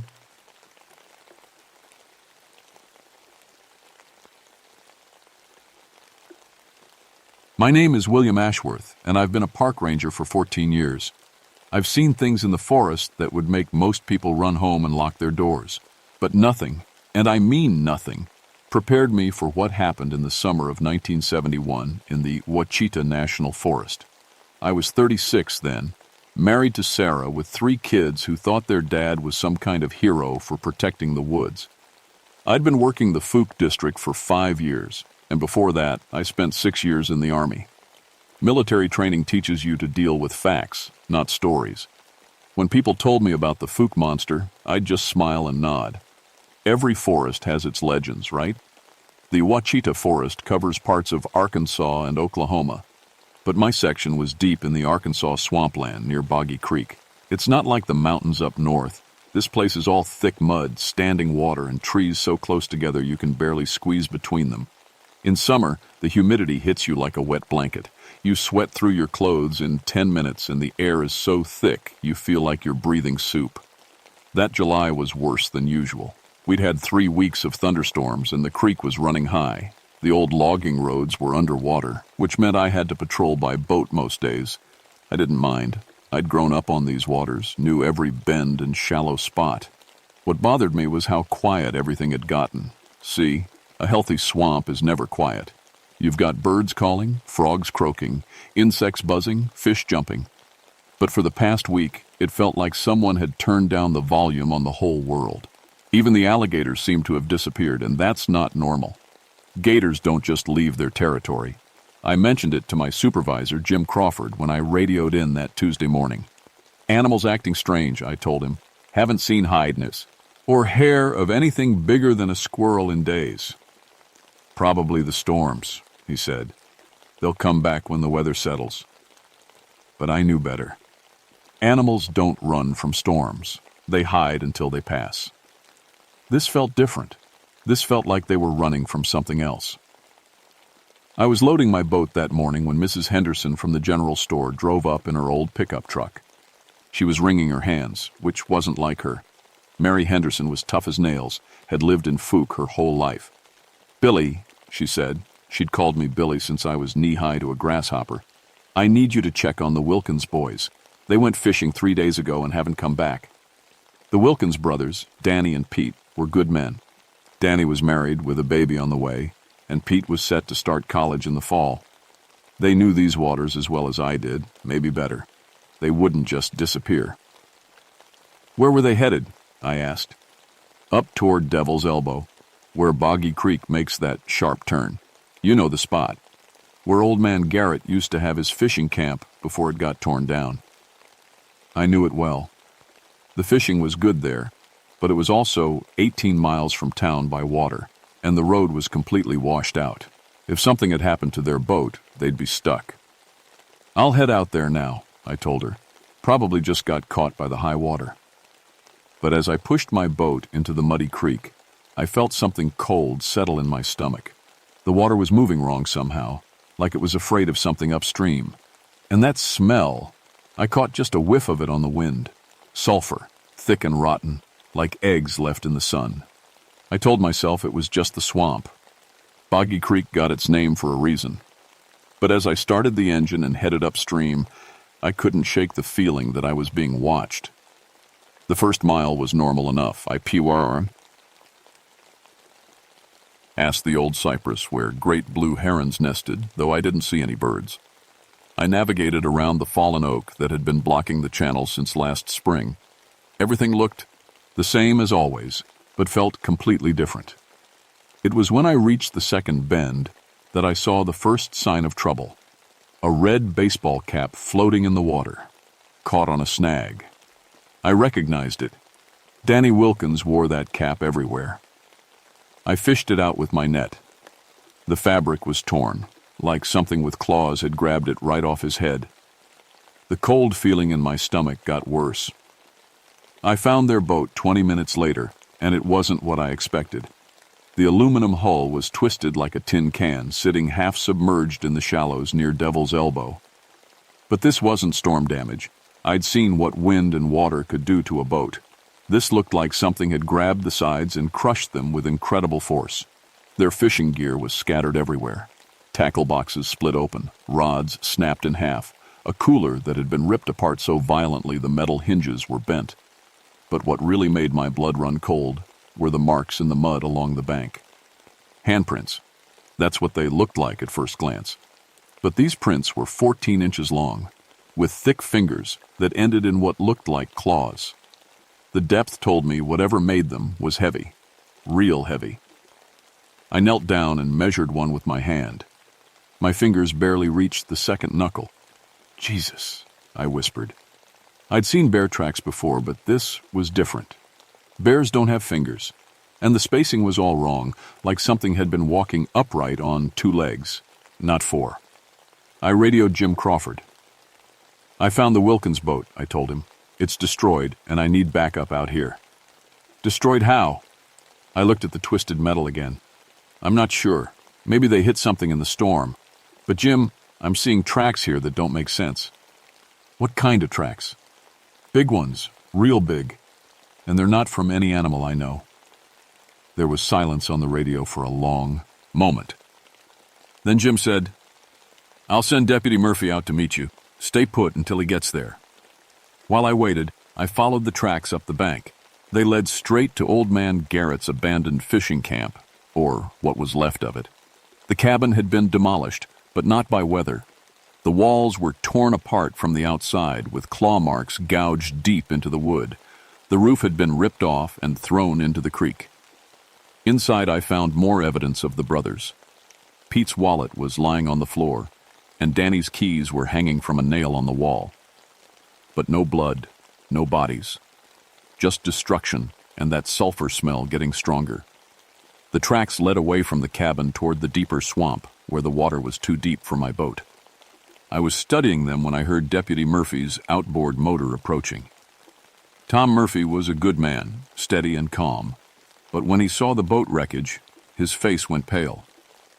Holy hell, Billy, what happened here? I was hoping you could tell me, I said. You ever seen anything like this? Tom walked around the destroyed boat, shaking his head. Could be a bear, I suppose. Big one. Maybe got territorial when the boys got too close to a den. You see any bears lately, Tom? Can't say that I have. But with all this flooding, maybe one got pushed down from higher ground. I wanted to believe him, but I kept thinking about those handprints. What about the Wilkins boys? Probably got scared and ran into the swamp. We'll find them. We spent the next 2 hours searching the area. calling their names. The only answer was our own echoes bouncing off the trees. But just as we were about to give up, I heard something that made my skin crawl.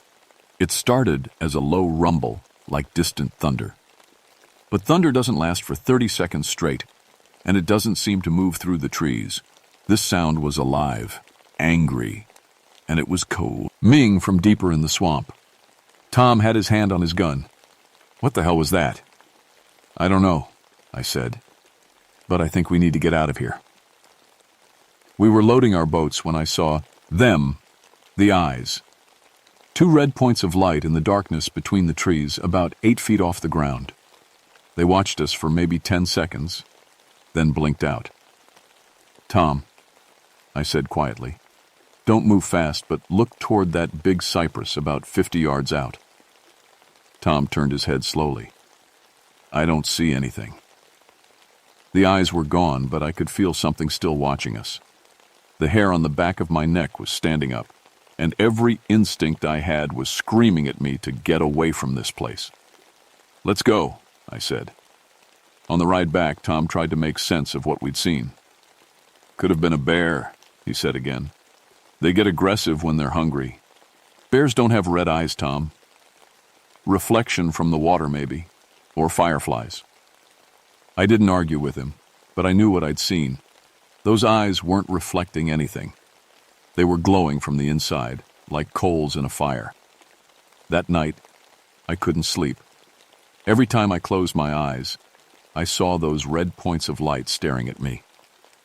Around midnight, I got up and went to the kitchen for a glass of water.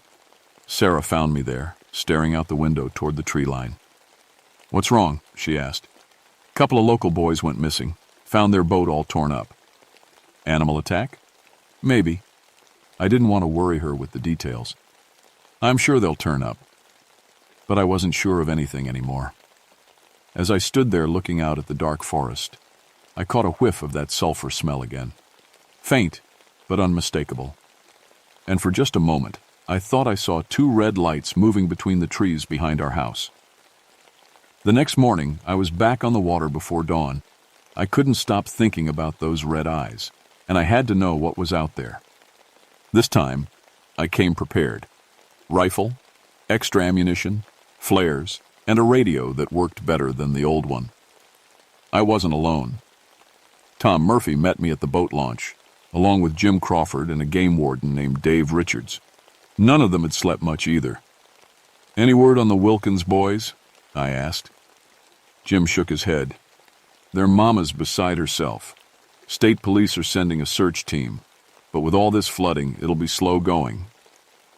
We split up to cover more ground.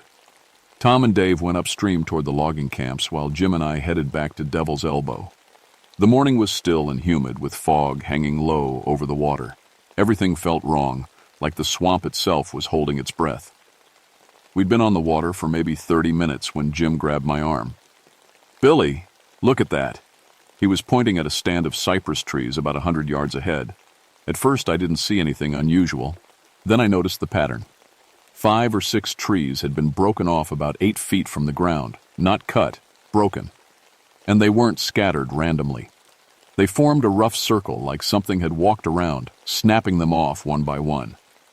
Storm damage? Jim asked, but he didn't sound convinced. We beached the boat and walked over to examine the trees.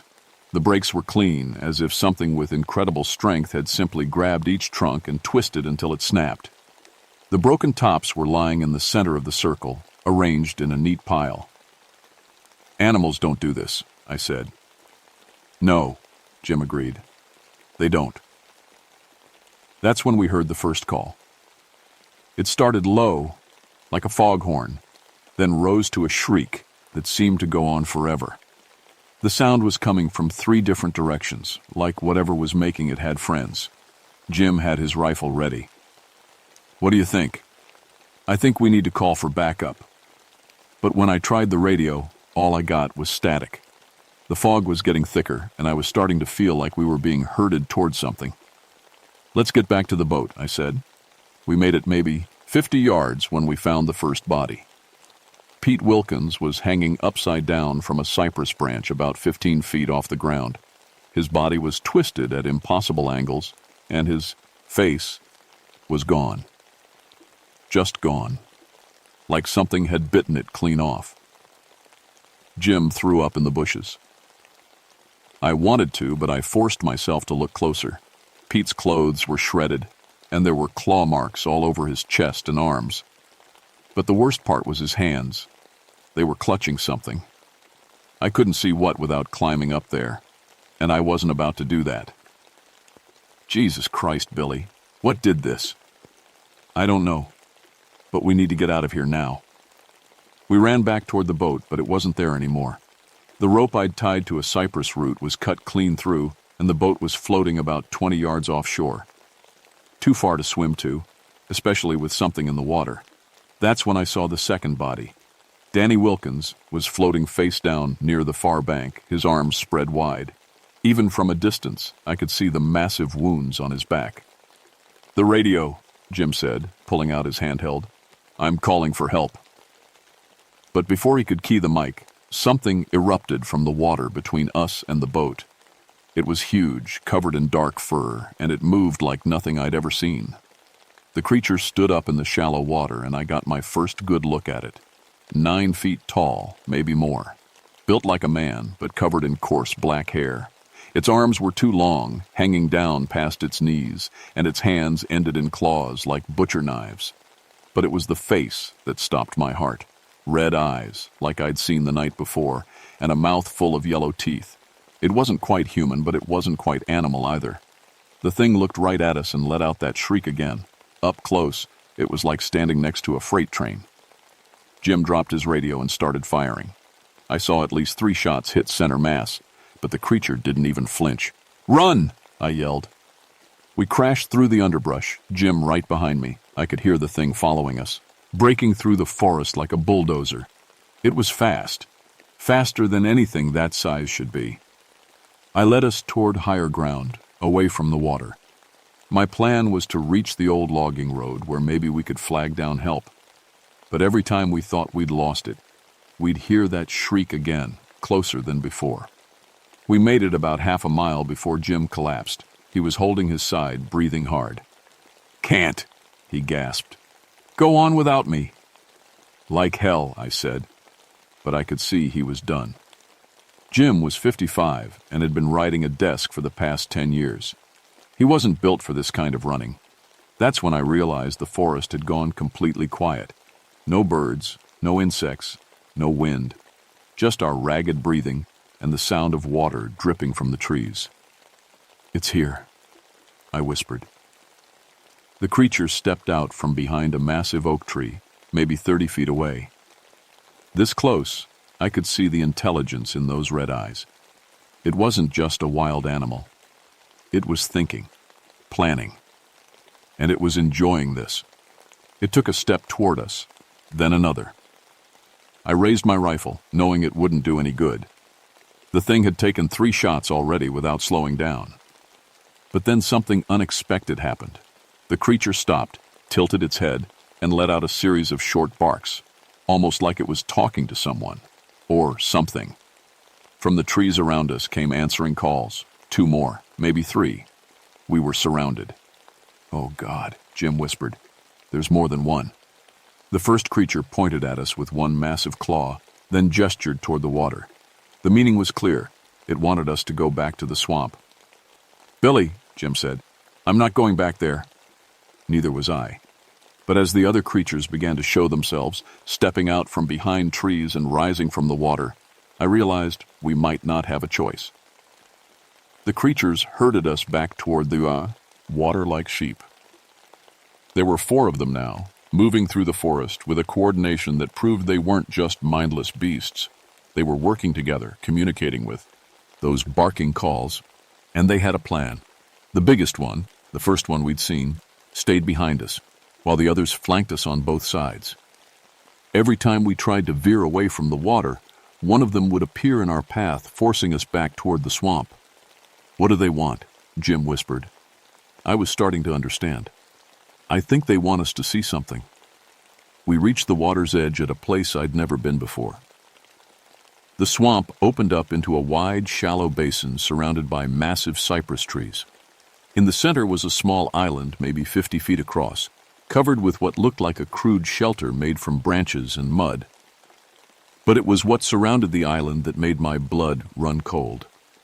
Dozens of objects were arranged in the shallow water: boats, fishing gear, camping equipment. And bones, lots of bones, picked clean and white as ivory. Jesus, Jim breathed. How long have they been doing this? The largest creature waded into the water, moving with surprising grace for something so huge. It gestured for us to follow, those red eyes never leaving our faces. We had no choice. The other creatures were right behind us, and there was nowhere else to go. The water was warm and thick, like soup. I could feel things moving beneath the surface, fish, maybe, or snakes. But as we got closer to the island, I realized the movement was more deliberate. There were alligators down there, lots of them, but they weren't acting like wild gators. They were circling us, keeping us penned in. They're controlling them, I said. The creatures are controlling the alligators. The island was worse than I'd imagined. The shelter was made from human bones as much as branches. Skulls were arranged in neat rows, and I could see clothing and personal items scattered everywhere. This wasn't just a feeding ground, it was a trophy room. The largest creature climbed onto the island and turned to face us. It opened its mouth and let out a sound I'd never heard before. Not quite a roar, not quite a scream. It was trying to communicate. "What's it saying?" Jim asked. I listened carefully. The sound had rhythm, almost like language. And suddenly, I understood. "It's not an animal," I said. "It's intelligent. They all are." The creature nodded, as if it understood what I'd said. Then it pointed to the bones, then to us, then back to the bones. The message was clear. We were going to join this collection. But something else was happening. The other creatures were backing away, moving toward the edges of the clearing. The alligators were disappearing too, sliding away into deeper water. Even the big one on the island seemed nervous, looking around like it was expecting something. That's when I smelled it, that sulfur stench, but stronger now, much stronger. And with it came a sound like nothing I'd ever heard. Not the barking calls the creatures had been making, but something deeper, older, like the earth itself was groaning. The water began to churn. Something was rising from the depths of the swamp, something that made the 9-foot creatures look small. I caught glimpses of it through the murky water. Massive, serpentine, with eyes that glowed like green fire. The creature on the island let out a shriek of terror and dove into the water, swimming away as fast as it could. The others were already gone, crashing through the forest in their panic to escape. "What the hell is that?" Jim yelled. I didn't answer because I was too busy trying to figure out how to get us out of there. The thing in the water was getting closer, and I could see it was huge, maybe 30 feet long, with a head like an alligator but much bigger. This wasn't just another creature. This was what the other things were afraid of. The water exploded as the thing surfed, acid completely. It was like looking at a dinosaur, something that should have been extinct for millions of years. Its eyes fixed on us, and I saw an intelligence there that was ancient and utterly alien. It opened its mouth, revealing teeth like railroad spikes, and let out a bellow that shook the entire swamp. Trees 50 yards away lost their leaves from the sound alone. "Swim!" I yelled. "Swim for shore!" We dove into the water and started swimming as hard as we could. Behind us, I could hear the creature moving, water cascading off its massive body as it gave chase. Jim was a strong swimmer, but he was tiring fast. The shore seemed impossibly far away, and I could feel the thing gaining on us. Its shadow passed over us, blocking out the sun. That's when my military training kicked in. I remembered something from survival school. Predators often strike at the easiest target. I grabbed Jim's arm and pulled him down under the water, hoping the creature would lose sight of us. It worked, sort of. The thing passed overhead, its massive tail brushing against my back. But it didn't stop. It kept going, straight toward the shore, where we'd been headed. We surfaced quietly, treading water. The creature was thrashing around in the shallows, looking for us, but it was built for deep water, and it was having trouble maneuvering in the shallow swamp. "This way," I whispered to Jim, pointing toward a fallen log about 20 yards away. We swam underwater, using the log as cover. From there, we could see the creature clearly. It was beautiful in a terrifying way, covered in scales that shifted color like oil on water, with fins that looked almost like wings. But it was also frustrated. It knew we were somewhere nearby, but it couldn't find us. After a few minutes of searching, it let out one final bellow and disappeared back into the deeper water. We waited another 10 minutes before climbing onto the log. The swamp was dead quiet again, but it felt different now. The creatures were gone, scared off by something even bigger and more dangerous. "We need to get out of here," I said. Jim nodded, but he was in bad shape. The swim had taken everything out of him, and he was shaking from more than just cold water. It took us 3 hours to make it back to civilization, following game trails and old logging roads. By the time we reached the ranger station, it was getting dark, and we were both exhausted. The official report said the Wilkins brothers died in an alligator attack. Jim and I told the truth to our supervisors, but somehow it got rewritten. Unusual animal behavior due to flooding was the final conclusion. The bodies were recovered the next day by a team of state police divers. They found Danny and Pete in that underwater trophy room, along with remains from at least 12 other people going back decades. The divers reported seeing large alligators in the area, but nothing about creatures or the massive thing we'd encountered. I tried to tell the truth to the newspapers, but nobody wanted to hear it. The story that made it into the papers was about a bear attack and the dangers of fishing alone in remote areas. The fact that there were no bears in that part of the swamp was conveniently ignored. 3 days later, I put in for a transfer to the Mountain District. I told Sarah it was for a promotion, but the truth was I couldn't go back to that swamp.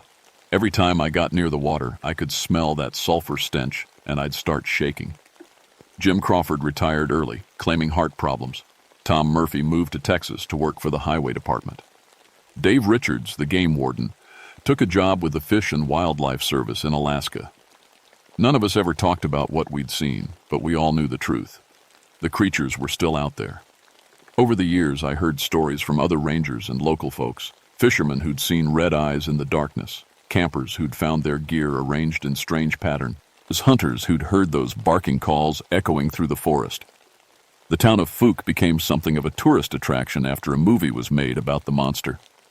People came from all over the country to hunt for Bigfoot, most of them treating it like a joke. They didn't understand that the real thing wasn't a joke at all. I kept track of the missing persons reports from that area. Every few years, someone would disappear, usually hunters or fishermen who'd gone out alone. The official explanations varied: drowning, animal attacks, getting lost in the swamp. But the pattern was always the same. About 10 years after the incident, I was working a case in the Ozark Mountains when I met another ranger who'd had a similar experience. Different state, different creature, but the same official cover-up. He told me about a network of people like us, law enforcement, park rangers, military personnel, who'd encountered things that officially didn't exist. "They're not just in Arkansas," he said. "They're all over the country. Different types, different behaviors, but they're all connected somehow." He gave me a phone number and told me to call if I ever needed to talk to someone who'd understand. I've used that number 3 times over the years, and each time I learned something new about the things that live in the dark places of our world. The government knows about them, has known for decades, but they can't do anything about it without causing a panic, so they cover it up and hope the creatures stay in their remote territories. Most of the time that works, but sometimes, like in the summer of 1971, the two worlds collide, and people like me are left to deal with the consequences. I'm retired now, living in a small town in Colorado where the biggest predator is a black bear. But I still get calls sometimes from young rangers who've seen things they can't explain, from police officers who've encountered something that doesn't fit in their reports. I tell them what I wish someone had told me. Document everything, trust your instincts, and never go into the deep woods alone. Because the creatures are still out there, in the swamps and forests and mountains, living in the spaces between our world and theirs. And sometimes, when the conditions are right, they come looking for us. The Fuke monster is still out there too, I know because I drive through Arkansas every few years, and I can smell that sulfur stench when I cross the bridge over Boggy Creek. The red eyes are still watching from the darkness, and the bones are still piling up on that island in the deep swamp. But now I know it's not just one creature. It's a family, maybe a whole species, that's been living in those waters for longer than humans have been in North America. And that thing I saw rise from the depths, the real monster, is something even older and more dangerous. So if you ever find yourself in the Ouachita Forest near Fouke, Arkansas, and you smell sulfur on the wind, don't go looking for the source. Turn around and walk away. Because some legends are true, and some monsters are real, and they're always hungry.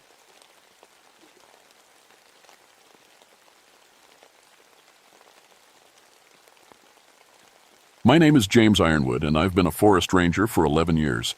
I've seen a lot of strange things in the woods, but nothing like what happened in Blydenboro that winter. Nothing that made me question everything I thought I knew about the world. It was January 1954, and North Carolina was hit by the worst cold snap in decades. Ice storms had knocked out power lines for miles around. The Croatan National Forest, where I worked, was like a frozen wasteland. Trees cracked like gunshots in the cold. Animals huddled wherever they could find shelter. I was stationed 12 miles outside Blydenboro, living in a small ranger cabin with my wife Sarah. We'd been married just 6 months, and she was still getting used to the isolation. No neighbors for miles. No phone most days when the lines froze. Just us and the endless forest. The war had taught me about monsters. Real ones. The kind that walked on 2 legs and spoke your language. After 3 years in the Pacific, I thought I'd seen the worst humanity could offer. The forest felt peaceful compared to those memories. Wild animals, even the dangerous ones, followed rules you could understand. They hunted for food, defended their territory, protected their young. Simple. Honest. That's why I became a ranger. After the chaos of war, I needed something steady, something that made sense. I'd handled plenty of predator problems over the years. Black bears getting into garbage, wildcats taking chickens, the occasional rabid raccoon. Standard stuff. I knew how to track, how to read signs, how to predict where an animal would go. The forest was my territory, and I was good at my job. But that January, something felt different. It started with the dogs. Every farm dog in the area had gone quiet. Not just quiet, they were terrified. They'd whine and scratch at doors, desperate to get inside. When you forced them out, they'd press against the house, never venturing into the yard. Old Murphy, who ran the general store in town, mentioned it when I stopped by for supplies. "Dogs ain't been right for weeks," he said, loading canned goods into my truck. "Mine won't even go to the outhouse with me." I'd noticed it too. My own dog, Rex, a tough German Shepherd mix, had been acting strange. He'd follow me to the edge of the forest, then stop dead. His hackles would rise, and he'd back away, whining. Nothing I did could make him go further. The livestock were worse. Cows bunched together in the corners of their fields as far from the tree line as possible. Horses paced their stalls, sweating despite the cold. Even the chickens had gone quiet. No morning crowing, no scratching around the yard. Sarah noticed it too. "Something's got all the animals spooked," she said one morning, watching our neighbor's cattle through the kitchen window. "They're acting like there's a storm coming, but the sky's clear." I told her it was probably just the cold. Animals acted funny in weather like this. But deep down, I knew better. I'd seen animals react to predators before. This was different. This was fear on a level I'd never seen. The first call came on a Tuesday morning. Bill Watson, who farmed about 5 miles south of us, had lost 3 goats overnight. When I got to his place, he was standing in his barnyard, face pale, hands shaking. "They're all dead, James," he said. "All 3 of them, but I ain't never seen anything like this." The goats lay in their pen, but they looked wrong. Empty. Like someone had let all the air out of them. Their skin was loose, hanging off their bones. But there was no blood, not a drop. I knelt beside the first one, examining the wounds. 2 small puncture marks on the neck, perfectly round, about an inch apart, clean, precise, like someone had used a needle. "You see any tracks, say some?" I asked. Bill shook his head. Ground's too frozen, but James, look at this. He led me to the fence surrounding the pen. Deep scratches ran down the wooden posts, 4 parallel lines, gouged into the wood. They were too high off the ground for a dog, too widely spaced for a raccoon. The spacing suggested something with paws about the size of a large cat. Mountain lion, maybe? Bill suggested, but his voice was uncertain. I studied the marks. They were deep, cut clean through the wood in some places. Whatever made them was powerful. But mountain lions hadn't been seen in these parts for decades, and they didn't drain their prey of blood. I'll file a report, I told him. Set some traps around the area. Whatever did this will probably come back. But as I drove home, I couldn't shake the feeling that something was terribly wrong. The marks were too precise, too deliberate, and those puncture wounds, they looked almost surgical. That night, I cleaned my rifle and checked the ammunition. Sarah watched me from the kitchen table, her coffee growing cold. You think it's dangerous? She asked. I wanted to tell her no. Wanted to say it was just a wild animal, maybe sick or desperate from the cold. But the look in Bill's eyes kept coming back to me. The way those goats looked. The absolute silence of the forest. Just being careful, I said. But I loaded the gun with silver bullets. My grandfather had given them to me years ago, along with stories about things that hunted in the dark. Stories I'd never believed. Until now. The next morning brought more calls. 3 farms hit in one night, all with the same pattern. Livestock dead, completely drained of blood, no signs of struggle. The animals looked like empty skins draped over bones. I spent the day driving from farm to farm, documenting the kills. Each scene was identical. Those precise puncture wounds, the drained appearance, the claw marks on nearby posts or trees. But no tracks, no scat, no hair caught on fences. Whatever was doing this moved like a ghost. By evening, I'd counted 12 dead anima. All's word was spreading through the county. People were starting to talk about vampires, about evil spirits, the kind of talk that made practical men uncomfortable. I was driving home just as the sun set, my truck loaded with plaster casts of the claw marks and photographs of the wounds. The forest looked different in the dying light, darker, more alive somehow. That's when I saw it. A shape moved between the trees parallel to the road. Quick, fluid, too big to be a dog, too graceful to be a bear. It kept pace with my truck for maybe 50 yards, then vanished into the shadows. I stopped the truck and grabbed my flashlight. The beam cut through the darkness, revealing nothing but trees and snow. But the silence was absolute. No wind, no animals. Even the truck engine seemed muffled. I walked to the edge of the forest, following the beam of my light. The snow was undisturbed, but something felt wrong. The air smelled different, metallic, like old pennies. Then I heard it. A sound like a cat purring, but deeper, hungrier. It seemed to come from everywhere at once. I backed toward the truck, hand on my pistol. The purring grew louder, closer. My flashlight began to dim, the beam growing weaker with each step. The battery was brand new. I made it to the truck and slammed the door. The engine turned over on the 3rd try, and I drove home faster than I should have on those icy roads. Sarah was waiting in the kitchen, dinner getting cold on the table.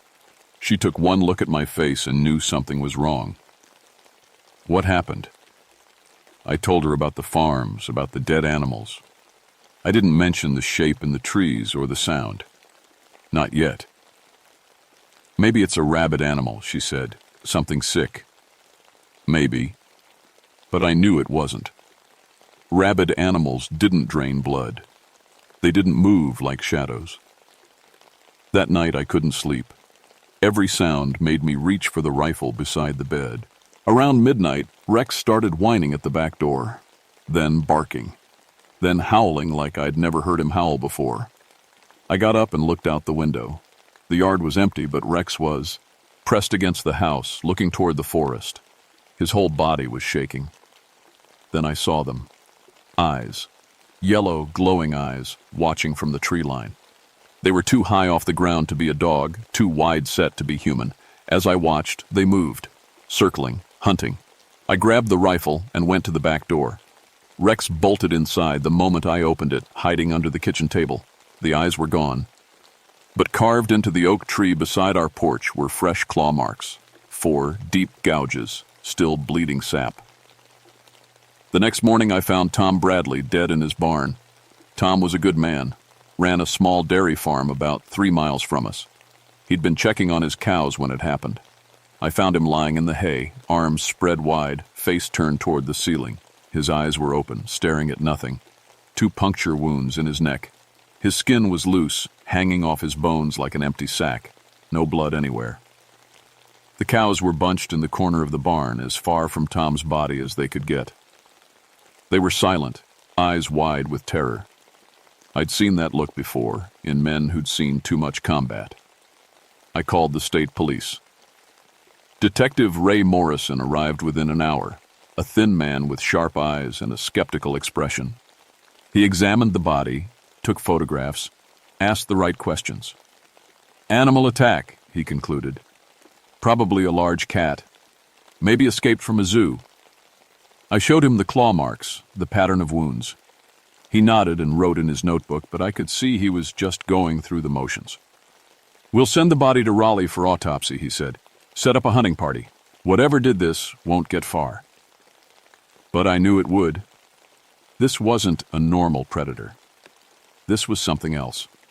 Something that hunted with intelligence and purpose. That afternoon, I drove to the county library. The librarian, Mrs. Henderson, was a small woman with silver hair and kind eyes. She'd lived in the area her whole life and knew every story, every legend. I need to know about local folklore, I told her. Old stories, things that might explain what's happening. She led me to a back room filled with dusty books and old newspapers. What kind of things?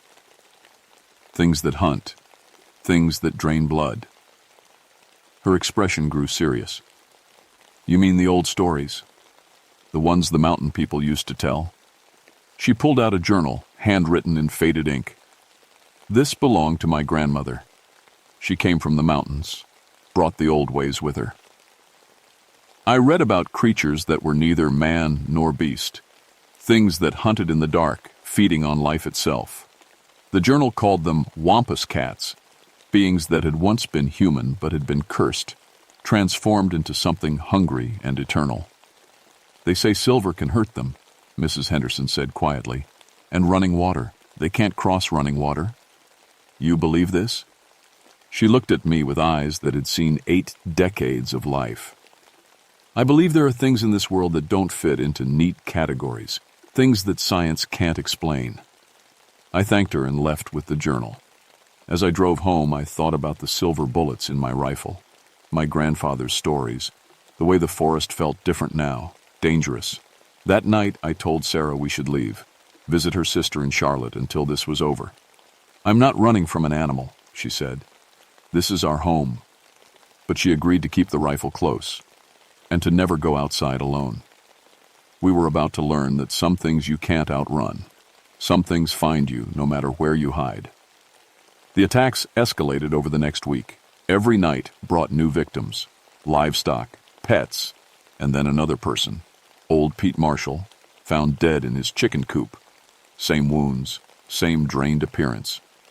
The fear in town was thick, enough to cut with a knife.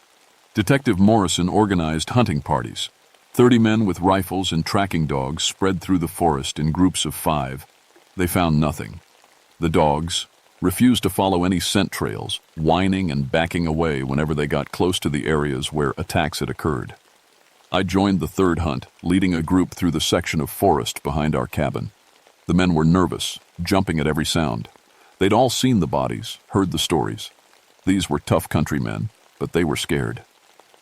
We were deep in the woods when Marcus Webb, a logger from town, grabbed my arm. You hear that? I stopped, listening. The forest was silent except for the crunch of snow under our boots. Then I heard it, a low rumbling, like a motor running in the distance. Sounds like a truck, one of the men said. But it wasn't a truck. It was purring.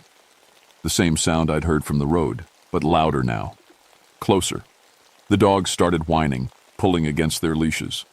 One of them, a bloodhound named Duke, broke free and ran back toward town. The others followed, dragging their handlers with them. "What's got into them?" Marcus asked. I knew. The same thing that had gotten into Rex, into all the animals in the county. They could sense what we couldn't. They knew we were being hunted. The purring grew louder. It seemed to come from the trees above us, then from the ground below. The men raised their rifles, but there was nothing to shoot at. Then I saw it. A shadow moving between the trees, keeping pace with our group. It was big, maybe 4 feet at the shoulder, with the fluid grace of a cat. But no cat moved like that. No cat had eyes that glowed yellow in broad daylight. "There," I whispered, pointing. The men followed my gaze, but the shadow was gone. Only the purring remained, circling us now, getting closer. "We need to leave," I said. "Now." We backed toward the trail, weapons ready. The purring followed us just out of sight. When we reached the road, it stopped, like something had drawn an invisible line it couldn't cross. That night, I sat in my kitchen, cleaning my rifle for the 10th time. Sarah was making coffee, her movements quick and nervous. We'd barely spoken since the hunt.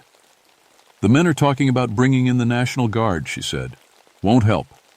This isn't something you can fight with normal weapons." She turned to face me. "What do you mean?" I told her about the shadow, about the purring, about the way the dogs had reacted. I told her about Mrs. Henderson's journal and the stories of Wampus cats. "You think it's some kind of monster?" "I think it's something we don't understand, something that doesn't follow normal rules." That's when the lights went out. The power had been unreliable all week, but this felt different, deliberate. The house was suddenly silent. No hum of the refrigerator, no tick of the electric clock, just darkness and the sound of our breathing. I grabbed the flashlight and checked the windows. Nothing moved in the yard, but the air felt charged, like before a thunderstorm. Then Rex started barking. Not the warning bark I was used to, but something desperate, terrified. I found him in the living room, pressed against the far wall, staring at the front door. His whole body was shaking. "What is it, boy?" The door creaked, just slightly, like someone was testing it.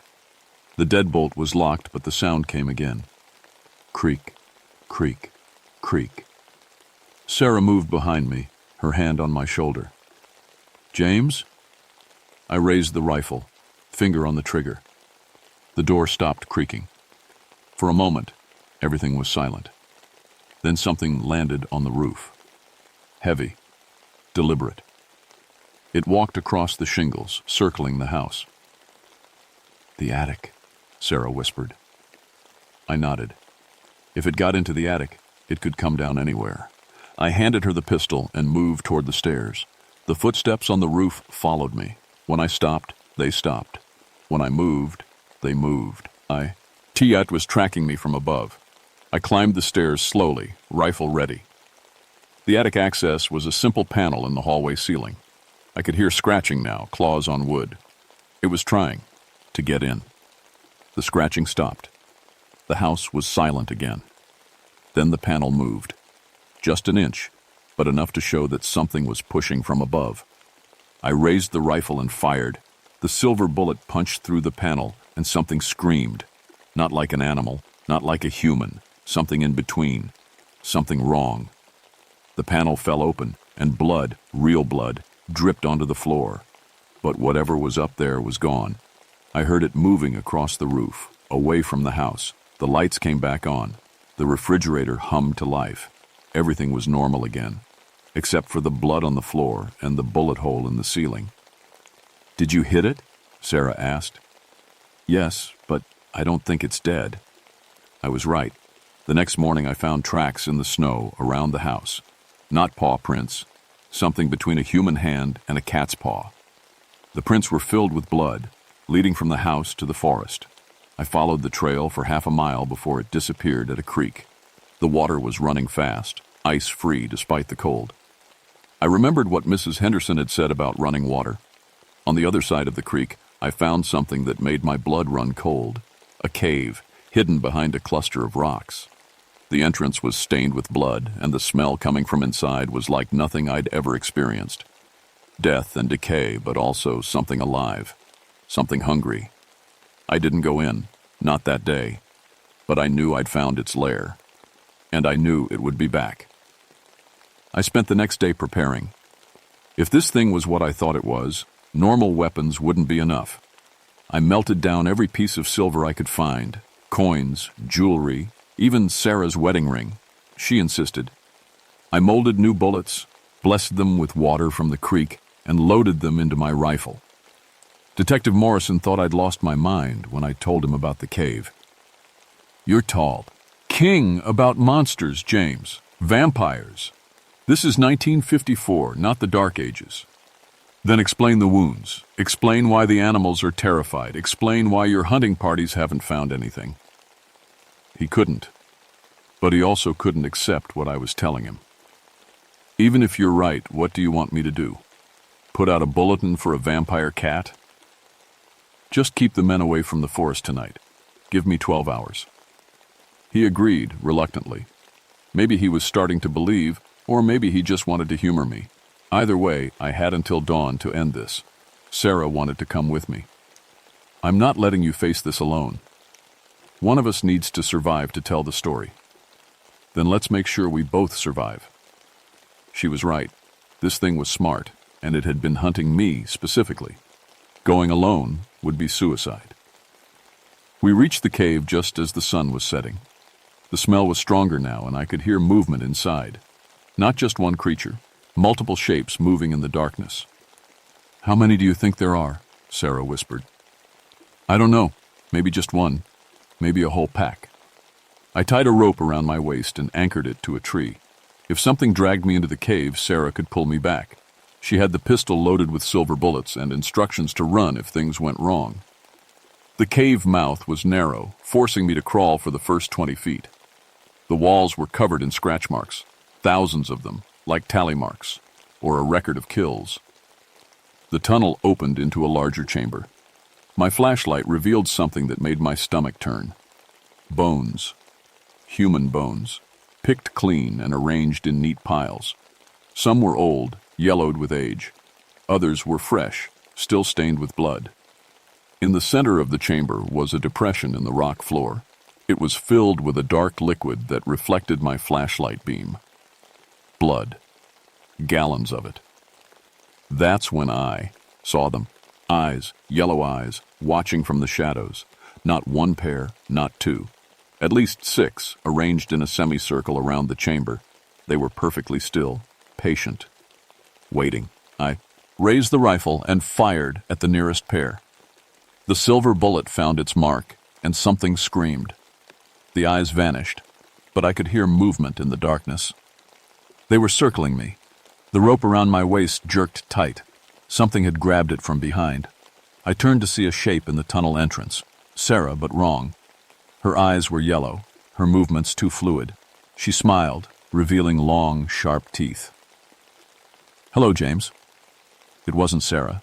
It was wearing her face, but the voice was different, older, hungrier. Where is she? Safe, for now, but hungry. So very hungry. I backed against the chamber wall, rifle raised. The creature wearing Sarah's face moved closer, and the eyes in the shadows began to glow brighter. You can't kill us all, it said. We are eternal. We are legion. We have fed on this land for centuries. What do you want? What we have always wanted. To hunt, to feed, to survive. Your kind makes it so easy. Always alone, always vulnerable. Always full of such rich, warm blood. It lunged at me then, moving faster than anything should be able to move. I fired point blank and the silver bullet tore through its chest. It screamed and fell backward, Sarah's stolen face melting away to reveal something else. Something between human and cat, with too many teeth and claws like razors. The other creatures in the chamber began to move, flowing out of the shadows like liquid death. I fired again and again, each silver bullet finding its mark. They screamed and fell, but there were too many. One of them reached me, claws raking across my chest. I felt my ribs crack, felt blood pour down my shirt. But I kept firing until the rifle was empty. The remaining creatures backed away, wounded but not dead. In the sudden silence, I heard something else. Sarah's voice calling my name. Real Sarah, not the thing that had worn her face. James, the rope! Followed the rope back through the tunnel, the creatures snarling behind me. They were afraid of the silver, but they weren't going to let me escape. I could hear them following, their claws scratching against stone. I reached the cave entrance, and Sarah pulled me out. Behind us, the creatures gathered in the mouth of the cave, eyes glowing like lanterns. But they didn't follow us outside. They can't leave the cave, I realized. Something's keeping them there. The water, Sarah said. Look. The creek had changed course, flooding the area around the cave. The creatures were trapped on the other side, unable to cross the running water. But even as we watched, the water began to recede. The barrier wouldn't hold forever. We need to seal the cave, I said. Permanently. Sarah nodded. How? I looked at the rocky hillside above the cave, at the frost-cracked stones held in place by centuries of ice. Dynamite. I've got some at the ranger station. We made it back to the truck as the creatures began testing the water barrier. They were learning, adapting. Soon they would find a way across. The dynamite was old, left over from a road project the previous summer. I packed it carefully around the cave entrance while Sarah kept watch. The creatures had found a way to cross the creek. They were flowing over the rocks like liquid, staying just above the water. James, hurry! I lit the fuse and ran. The explosion shook the ground, bringing down tons of rock. The cave entrance vanished under a wall of stone, and the screaming from inside was cut off. But I knew it wasn't over. Things like this didn't die easily. They were patient. They could wait. The official report blamed the deaths on a rabid wildcat. Detective Morrison supported this conclusion, despite the evidence. People need to sleep at night, he told me. They need to believe the world makes sense. I understood. And some truths are too dangerous to share. But I kept the silver bullets. And I kept Mrs. Henderson's journal. And I started paying attention to stories from other parts of the state. Livestock killings, mysterious disappearances, reports of strange creatures in the night. The pattern was there if you knew what to look for. These things weren't unique to Bladenboro. They were spread across the rural South, hidden in deep forests and isolated mountains. An ancient network of predators that had learned to hide from the modern world. Sarah and I moved to Charlotte 6 months later. I took a job with the State Wildlife Department, officially to study predator behavior, unofficially to track reports of unusual killings, to be ready for the next outbreak, because there would be one. There always was. The cave in Bladenboro stayed sealed for 3 years. Then the rocks began to shift, not from earthquakes or erosion, but from something pushing from inside. The Forest Service reinforced the barrier with concrete and steel, but I knew it was only temporary. Some things can't be killed. They can only be contained. I returned to Bladenboro in 1958, 4 years after the initial attacks. The town had returned to normal, mostly. People still talked about the winter of '54, but the stories had become legends. Safe stories about a rabid animal that had terrorized the county until brave hunters tracked it down. I visited the cave site. The concrete was cracked, the steel reinforcement bent outward. Deep scratches marked the barrier, and I could smell that familiar metallic scent. They were still there, still hungry, still waiting. But the water still ran strong, and the silver still worked. Some knowledge was passed down for a reason. Mrs. Henderson died in 1961, but she left me her grandmother's complete collection of journals, stories from across the region, dating back to the early 1800s. Accounts of creatures that matched what I'd seen in Bladenboro, but with different names: wampus cats, vampire beasts, shadow hunters, all describing the same things. I start at a network of people like me, rangers, police officers, hunters, anyone who had encountered something that didn't fit into normal categories. We shared information, tracked patterns, and prepared for the next outbreak, because there would always be a next time. The beast of Bladenboro was contained, but not destroyed. And it wasn't alone. Across the rural South, in deep forests and isolated mountains, other creatures waited, patient, hungry, eternal. They were part of the landscape now, woven into the fabric of the wilderness. Most people would never see them, never know they existed, but they were there, in the spaces between civilization and the wild. And sometimes, when the conditions were right, they would hunt again. I'm retired now, but I still keep the silver bullets, still check the reports from Bladenboro, still dream about yellow eyes watching from the darkness. Sarah asks me sometimes if I regret what happened, if I wish I'd never seen the truth about what lives in the deep woods. I tell her no. Someone has to know. Someone has to watch. Someone has to be ready. The beast of Bladenboro is still there, behind tons of rock and steel, waiting, dreaming of the hunt. And one day, it will be free again. When that day comes, I'll be ready. Because some stories never end. They just pause between chapters.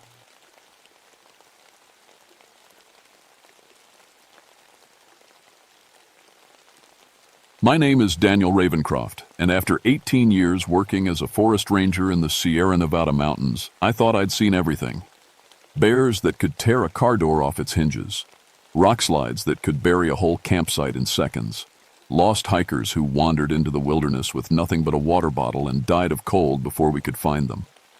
But I was wrong, dead wrong. It was August 1983, and California was burning. The worst heat wave in decades had turned the mountains into a tinderbox. Every day brought new fire warnings, and every night I went to bed wondering if I'd wake up to smoke and sirens. The Sequoia National Forest was my responsibility. 20 square miles of ancient trees and granite peaks that stretched up to 8,000 feet above sea level. I'd been stationed at Pine Ridge District for 3 years, ever since my divorce. Linda said I loved those mountains more than I loved her. And maybe she was right. After Sarah walked out and took our daughter Emma with her, the forest became my home. My cabin sat 20 miles from headquarters, connected to the outside world by a crackling radio and a winding dirt road that turned to mud every winter. The isolation never bothered me.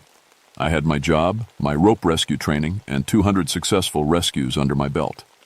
When people got lost or hurt up there, I found them. When they fell off cliffs or got trapped in caves, I brought them home. It was good work, work that meant something.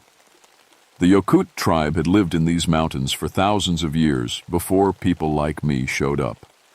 During my cultural training, I learned about their legends. They spoke of creatures called Mayak, ancient spirits that guarded the deep forest.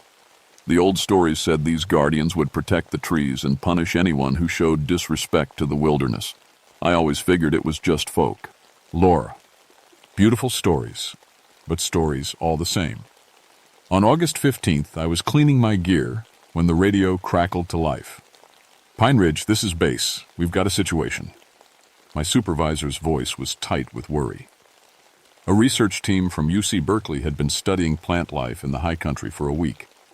3 graduate students and their professor, Dr. Sarah Chen, had been documenting drought effects on sequoia growth patterns.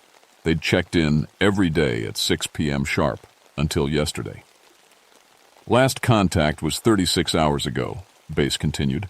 Their camp was at the Pine Ridge Trail, grid coordinates 36.7468 north, 118.4234 west.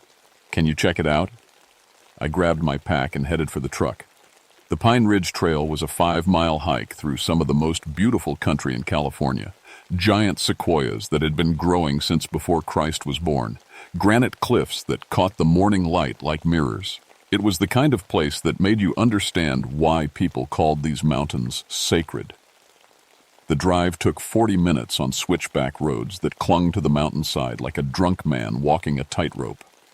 I parked at the trailhead and shouldered my pack. The thermometer in my truck read 94 degrees, and it wasn't even noon yet. The hike to their camp should have taken 2 hours. I made it in 90 minutes. What I found didn't make sense. The research station was still there, 4 tents arranged in a perfect square around a central fire pit. But something was wrong. The camp looked like the researchers had just stepped away for a few minutes. Coffee cups sat on the picnic table, still half full. A laptop computer was open, its screensaver bouncing back and forth. Expensive scientific equipment lay scattered around like they'd been working just moments before. But there was no one there. I called out, my voice echoing off the rounding cliffs. "Hello? UC Berkeley team, this is Ranger Ravencroft." Nothing. I walked through the camp, my boots crunching on pine needles. The tents were all zipped shut, but when I looked inside, I found sleeping bags, clothes, and personal items. No signs of struggle. No blood. No indication they'd packed up and left. That's when I saw the first footprint. It was pressed into the dirt near the fire pit, and it was huge. 18 inches long, maybe more. 5 distinct toes, each one the size of my thumb. The print was pressed 3 inches deep into ground that was baked hard as concrete by the drought. I knelt down and put my hand next to it. My palm looked like a child's hand in comparison. No bear made tracks like that. No human either. I stood up and looked around the camp with new eyes. The silence was complete, not just quiet, but wrong. In all my years in these mountains, I'd never heard silence like this. No birds singing. No squirrels chattering. No insects buzzing. Even the wind seemed to have stopped. My radio crackled. "Pine Ridge, this is base. What's your status?" "I'm at the camp," I said, trying to keep my voice steady. "They're not here. Equipment still set up, but no sign of the team. Any indication of where they went?" I looked at the massive footprint again. "Maybe. I'm going to search the area. I'll call back in 2 hours." "Copy that. Be careful, Daniel." I followed a trail of broken branches and disturbed earth into the forest. The sequoias towered above me, their massive trunks disappearing into the canopy. Some of these trees were over 2,000 years old, older than any human civilization. Walking among them always made me feel small and temporary. But today, they made me feel watched. I'd gone maybe a quarter mile when I found the backpack. It was hanging from a branch 30 feet up in a giant sequoia, the straps wrapped around a limb that was as thick as my waist. The pack was bright red with UC Berkeley printed on the side. I stared up at it, my mind racing. How does a backpack end up 30 feet off the ground? Even if someone had thrown it, the angle was all wrong.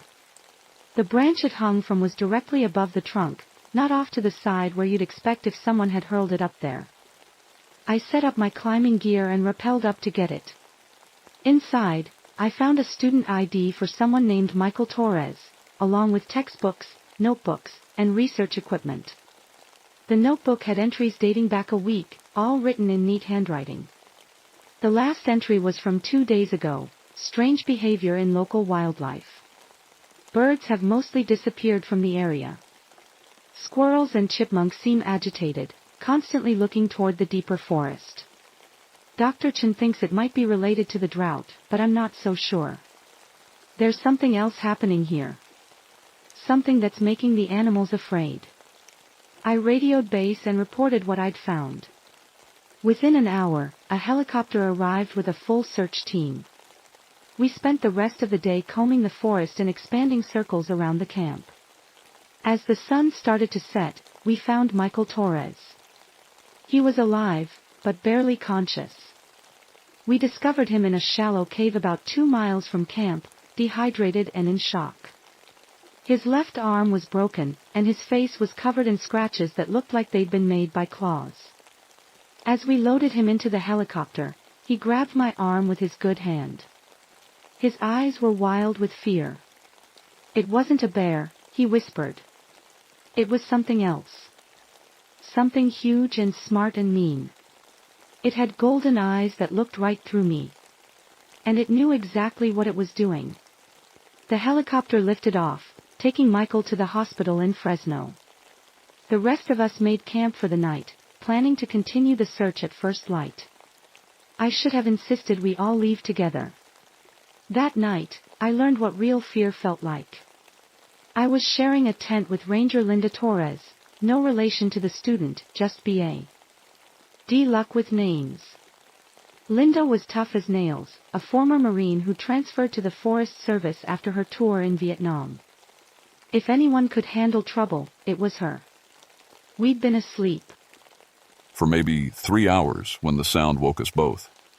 It started as a low rumble, like distant thunder, but it kept going, and going. The sound seemed to come from everywhere at once, echoing off the canyon walls and rolling through the forest like a wave. Linda sat up in her sleeping bag. What the hell was that? Before I could answer, the sound came again. Closer this time. It was definitely an animal, but like nothing I'd ever heard. Deeper than a bear's roar, more sustained than a mountain lion's scream. It was the sound of something big and angry, and very, very close. We grabbed our flashlights and unzipped the tent. The beam of my light swept across the campsite, illuminating our gear and the cold ashes of our fire. Everything looked normal. Then I pointed the light toward the tree line. 2 eyes stared back at us from the darkness. They were golden, like coins in the flashlight beam, and they were at least 8 feet off the ground. For a moment, nobody moved. The creature, whatever it was, just watched us with those impossible eyes. Then it was gone, vanishing into the forest without a sound. "Did you see that?" Linda whispered. "Yeah." My voice came out as a croak. "Yeah, I saw it." We spent the rest of the night taking turns on watch, but we didn't see the eyes again. When morning came, we found tracks all around our camp. The same massive footprints I'd discovered the day before, but dozens of them. Whatever had been watching us had circled our camp for hours. The other members of our search team arrived at sunrise. There were 6 of us now, all experienced outdoorsmen, all armed. We spread out in a line and began searching for the missing researchers. We found Dr. Chen first. She was hanging from a tree branch 40 feet above the ground, her body twisted at an impossible angle. Her neck was broken, but there were no other wounds. No blood. No signs of struggle. She just hung there like a rag doll, swaying gently in the morning breeze.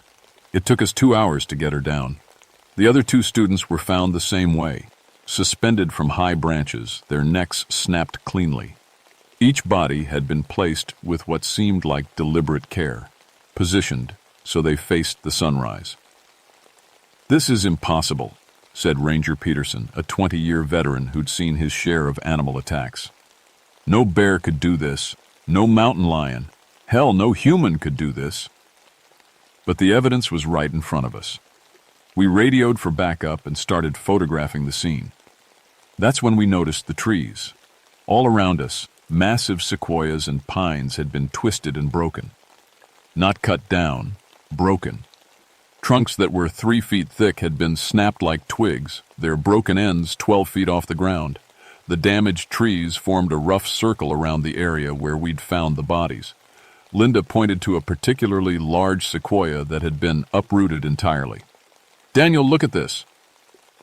The tree was enormous, easily 300 years old, with a trunk that would have taken 6 people holding hands to encircle. It had been pulled up by the roots and moved 20 feet from its original position. The root ball was the size of a small house. "What kind of machine could do this?" Peterson asked. "There's no machine," I said, staring at the massive tree.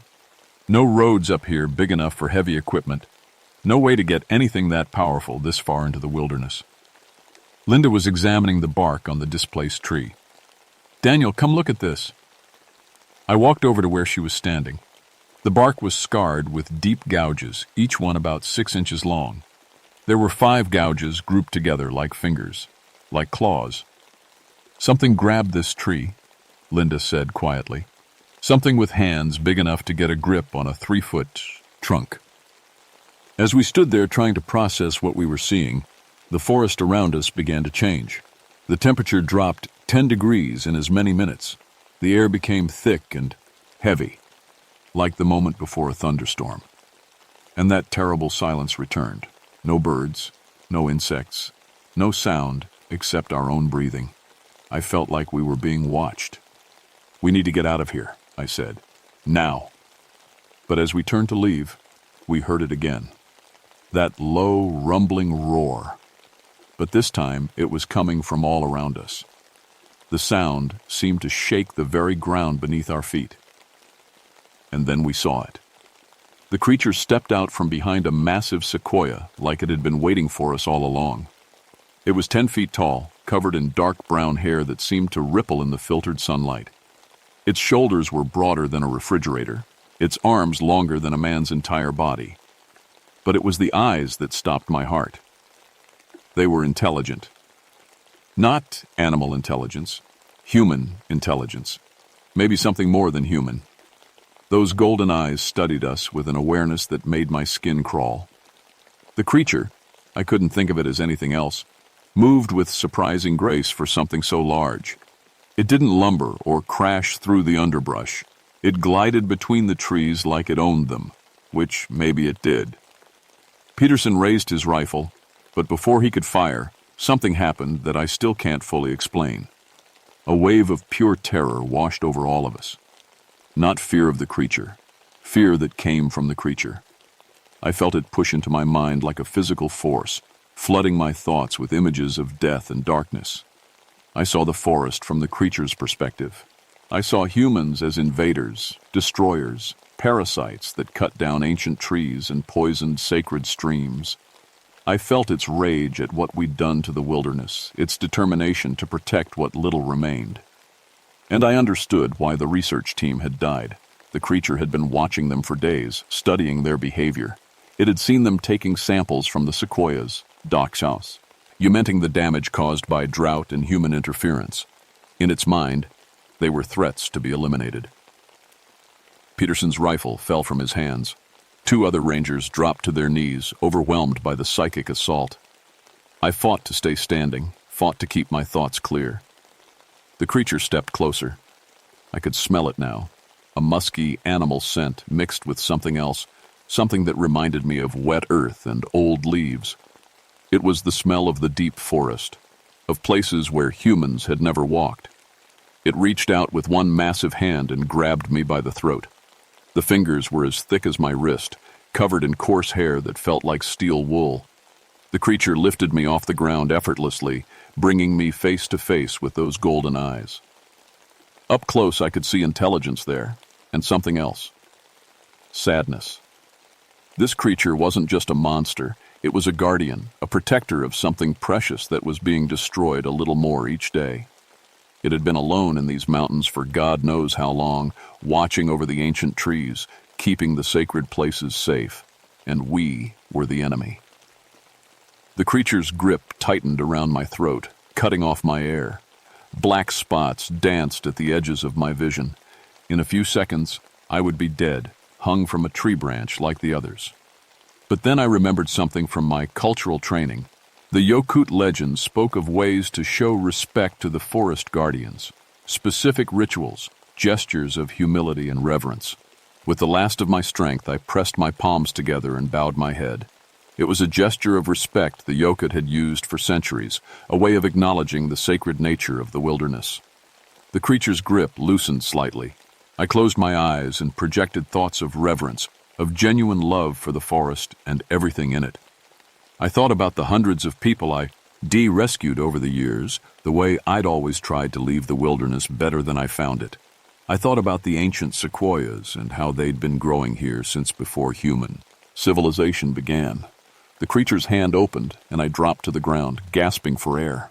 When I looked up, it was backing away, but its eyes never left mine. I saw something in those golden depths, not forgiveness, but acknowledgement. It recognized that I was different from the others, that I understood what this place meant. The creature turned and walked back into the forest, moving between the massive trees like a shadow. Just before it disappeared entirely, it looked back at me one last time. I knew I'd been given a warning. Stay away from the deep forest. Show respect for the ancient places, or face the consequences.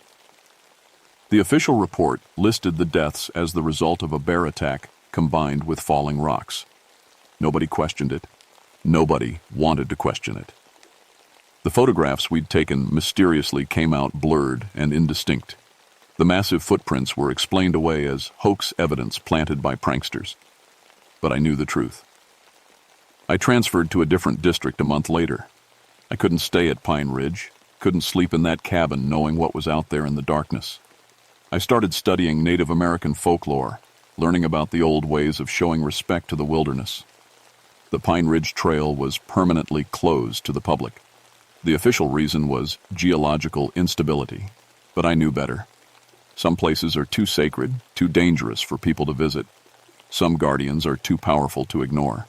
I still work as a forest ranger, but I'm more careful now.